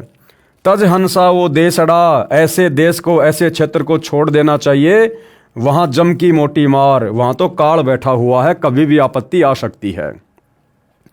भावार्थ है, जैसे जिस क्षेत्र में नदी नहरें नहीं होती वहाँ का क्षेत्र खुशहाल नहीं हो सकता। वहाँ बाग बगीचे न होने से भंवरों की गुंजार नहीं होती, अर्थात वह क्षेत्र उज्जड़ होता है। इसी प्रकार जिस क्षेत्र में संत नहीं होता वहाँ पर यम अर्थात बुरी शक्तियों का उपद्रव होता रहता है। उस क्षेत्र के व्यक्ति बहुत कष्ट झेलते रहते हैं। इसलिए ही भगत का उस देश अर्थात क्षेत्र को त्याग देना ही हित होता है। भगवान से डरने वाले खेकड़ा गांव के व्यक्ति कह रहे थे कि हमने घीसा भगत को गांव से निकाल दिया, शायद इसी कारण से ये सब दुख गांव पर पड़ा है। परंतु उस बात पर कोई ध्यान नहीं दिया गया। कई वर्ष तक घनी जनहानि होने के पश्चात किसी जंतर मंत्र करने वाले ने बताया कि उस भगत घीसा जी को वापस लाओ, तभी बसोगे। संत घीसा दास जी को प्रार्थना करके वापस लाया गया। उस समय भी कुछ सिरफिरे विरोध कर रहे थे, परंतु धार्मिक व्यक्तियों तथा सभ्य समाज ने उन दुष्टों की बात नहीं मानी। संत घीसा दास जी को वापस गांव खेकड़ा में लाया गया। उसके पश्चात वह गांव सुख से बसा। अब भाइयों और बहनों, लेखक कह रहा है कि उस घीसा संत जी को गांव वाले वापस खेकड़ा में लेके आए, तब जाकर उस गांव में खुशहाली आई, मौत का तांडव बंद हुआ। और 2014 बरवाला कांड में तो खुद भक्तों ने अपने भगवान को, अपने गुरु को अपनी मनमानी हरकतों के चलते बरवाला कांड करवाकर हिसार जेल में बैठने के लिए मजबूर कर दिया। इसीलिए तो आज सतगुरु रामपाल जी की संगत पर कहर टूट रहा है। गांव का नंबरदार जो बहुत बड़ा किसान जाट था, जिसके पास 900 बीघा अर्थात 500 एकड़ जमीन थी, वह ज्ञान को समझकर संत घीसा जी का शिष्य बना, जिसका नाम था जीता जाट नंबरदार। पूरा गांव संत घीसा दास जी का भगत बनकर सुख से बसा। संत घीसा दास जी का जन्म सन 1803 में खेकड़ा गांव में हुआ था। 30 वर्ष की आयु में सन 1833 में गांव से निकाले गए, फिर कई वर्ष के पश्चात वापस लाए गए। तब से आज तक उस खेकड़ा गांव में संत घीसा दास जी के नाम का मेला भरता है। उनकी अमृतवाणी का पाठ तथा सत्संग होता है। इसी प्रकार संत को सजाने के कारण उस क्षेत्र करोथा आश्रम के आसपास का क्षेत्र की ये हालत हो रही है। एक गांव में एक वर्ष में 100 जवान मौत हो जाना, इससे बड़ा कहर क्या होगा। अब विचार करो भाइयों और बहनों, करोथा कांड के बाद जिन करोथा गांव वालों ने और करोथा गांव के आसपास वालों ने करोथा कांड में मुख्य भूमिका निभाई थी, लेखक के अनुसार कुछ ही दिनों में लगभग साल भर के अंदर अंदर उन गांव वालों के ऊपर कहर टूटना शुरू हो गया। क्यों? क्योंकि असल में वो लोग करोथा कांड के दोषी थे। अब भाइयों और बहनों, यदि बरवाला कांड 2014 में बरवाला कांड के दोषी बरवाला के आसपास के लोग होते, आर्य समाजी होते, तो भाइयों और बहनों आज 11 साल हो गई बरवाला कांड को। 2014 में हुआ था, 2025 जाने वाली है, 11 साल हो गई।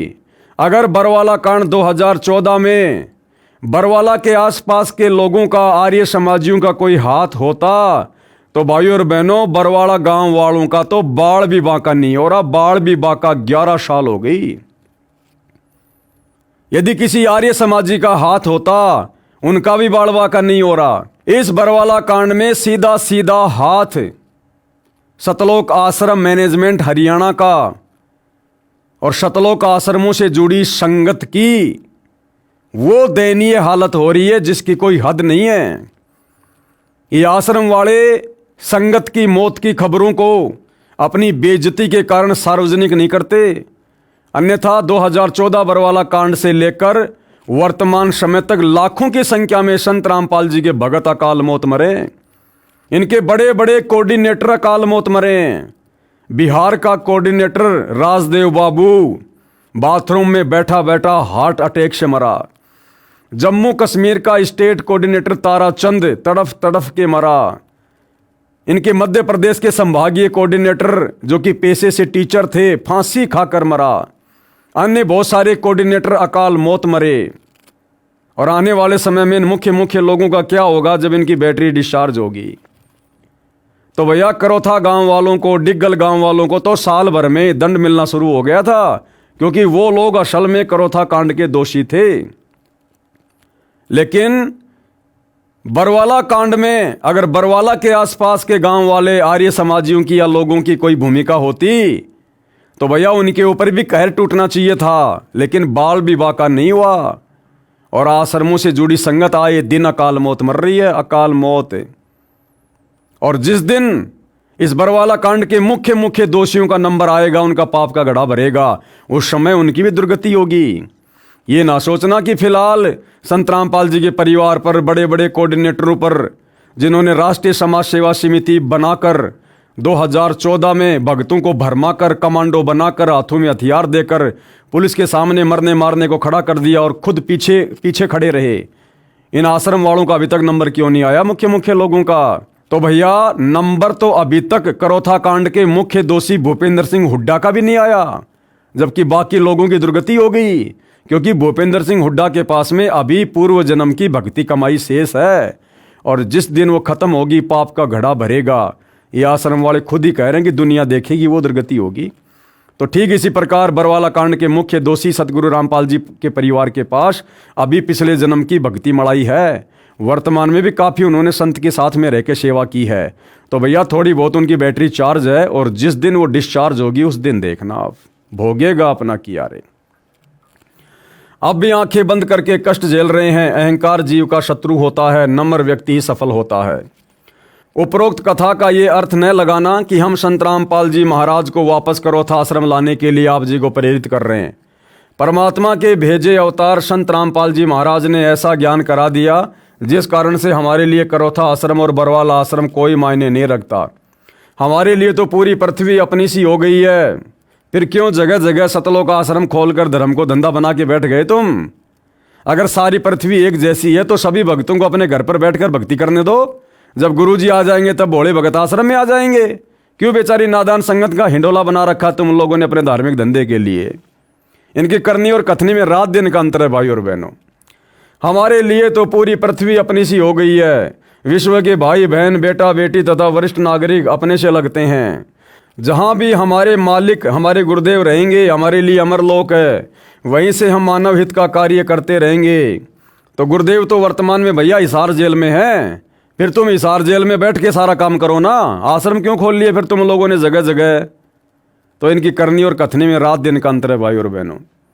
वहीं से हमारे गुरुदेव जी दीक्षा देकर जीव कल्याण करते रहेंगे, परंतु वे व्यक्ति रोया करेंगे जो दुष्ट आर्य समाजियों के आचार्यों शास्त्रियों से भ्रमित होकर संत तथा भक्तों को सताकर महापाप के भागी बने रहेंगे। आर्य समाजी बुरे नहीं। अब पुस्तक का लेखक क्या कह रहा है कि आर्य समाज से जुड़े जो व्यक्ति हैं वो गलत नहीं है। गलत कौन है? जो आर्य समाज के आचार्य हैं, जो अपने स्वार्थों के चलते आम जनता को भ्रमित करते हैं। आम आर्य समाजी बुरे नहीं। आर्य समाज के सामान्य व्यक्ति बुरे नहीं हैं। वे हमारे लिए पराये नहीं हैं। वे हमारे भाई बहन, मामा फूफा चाचे ताऊ हैं।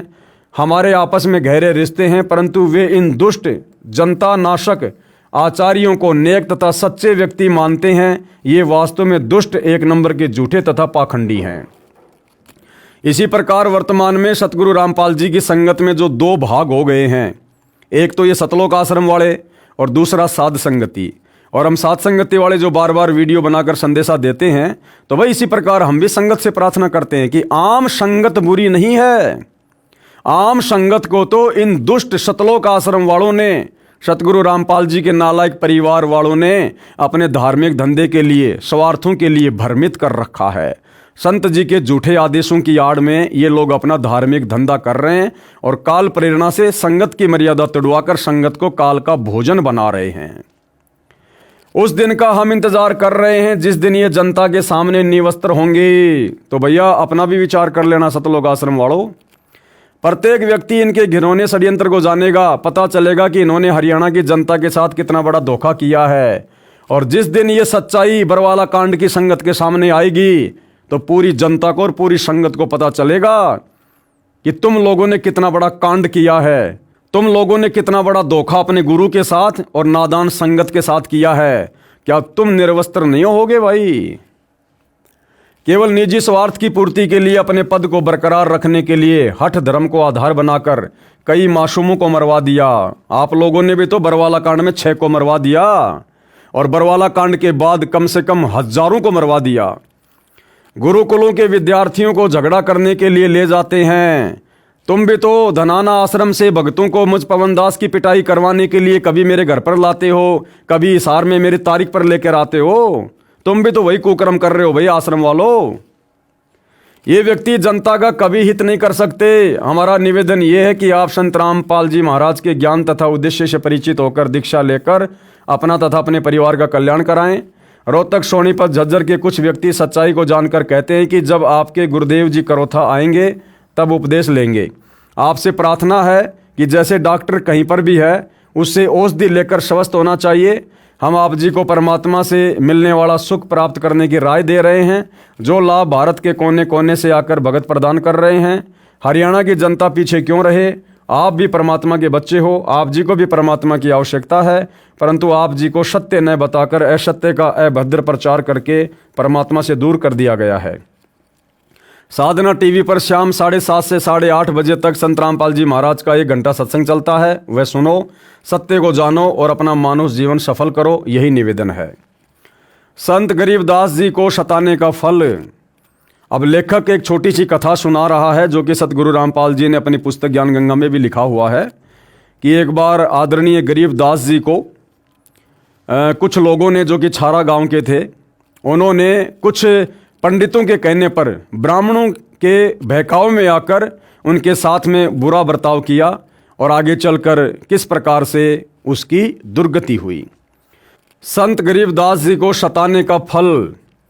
तो भाई और बहनों, आज के इस वीडियो में जो कि पुस्तक भोगेगा अपना किया के ऊपर बनाए जा रहे हैं, आज हम केवल इतना ही लेंगे और साथ में हमने बहुत सारी शिक्षाएं लेनी है। भाई और बहनों, भगत की करनी और कथनी में अंतर नहीं होना चाहिए, अन्यथा परमात्मा जी की वाणी है कि करनी तज कथनी कथ है अज्ञानी दिन रात, और कुत्ते ज्यों भौंकत फिरे सुनी सुनाई बात। तो जिस प्रकार से करोथा कांड के समय आर्य समाज के आचार्यों ने और आसपास के गांव वालों ने उन आर्य समाज के आचार्यों की बातों पर विश्वास करके सच्चाई को ना समझकर जो पाप कर्म किए और संत को सताने के दोषी हुए और आगे चलकर किस प्रकार से उनका सर्वनाश हुआ, तो वर्तमान में सतगुरु रामपाल जी की नादान संगत को भी थोड़ा विचार करना चाहिए। 2014 बरवाला कांड के बाद जिस प्रकार से ये नादान संगत संत रामपाल जी के परिवार, उनके बेटा बेटी, भाई बंधु, रिश्तेदार व कोऑर्डिनेटरों के बहकावे में आकर और सतगुरु रामपाल जी के सत्य ज्ञान से परिचित ना होकर जिस प्रकार से आए दिन संत जी की मर्यादा तोड़ने वाले कुकर्मों में इन आश्रम वालों का सहयोग दे रही है, भाई आने वाले समय में सजा का भागी बनना पड़ेगा। तो थोड़ा विचार करो भाई और बहनों, समझो संभलो। ये बहुत ही कीमती समय हमें परमात्मा ने बख्शा है और हिसार जेल में बैठकर परमात्मा हमारी रहनी करनी को देख रहे हैं। ये हमारी परीक्षा का समय है। आने वाले समय में जब पाप कर्मों का फल भोगोगे तो ये सतलोक आश्रम वाले, गुरु जी के परिवार वाले तुम्हारा किसी भी प्रकार से उन पाप कर्मों के बंटवारों में सहयोग नहीं देंगे। अपने किए का फल स्वयं भोगना पड़ता है। इसलिए हम तो निवेदन कर सकते हैं कि भैया गुरु के ज्ञान को आधार बनाकर वर्तमान में भक्ति करो। जब तक गुरुदेव भगवान अपने मिशन के तहत हिसार जेल में बैठे हैं, किसी भी फर्जी सतलोक आश्रम में जाकर अपना समय, श्वासें और धन बर्बाद मत करो। घर पर रहकर नेक नीति से काम धंधा करो, अपना व्यापार बिजनेस करो, मर्यादा में रहकर भक्ति करो और सतगुरु को प्रसन्न करो। तो भाई और बहनों, आज की वीडियो में केवल इतना ही। अगले वीडियो में कल हम फिर मिलेंगे। तब तक गुरुदेव भगवान हम सबको आज्ञा दे, आशीर्वाद दे, सद्बुद्धि दे। बंदी छोड़ सतगुरु रामपाल जी भगवान की जय हो।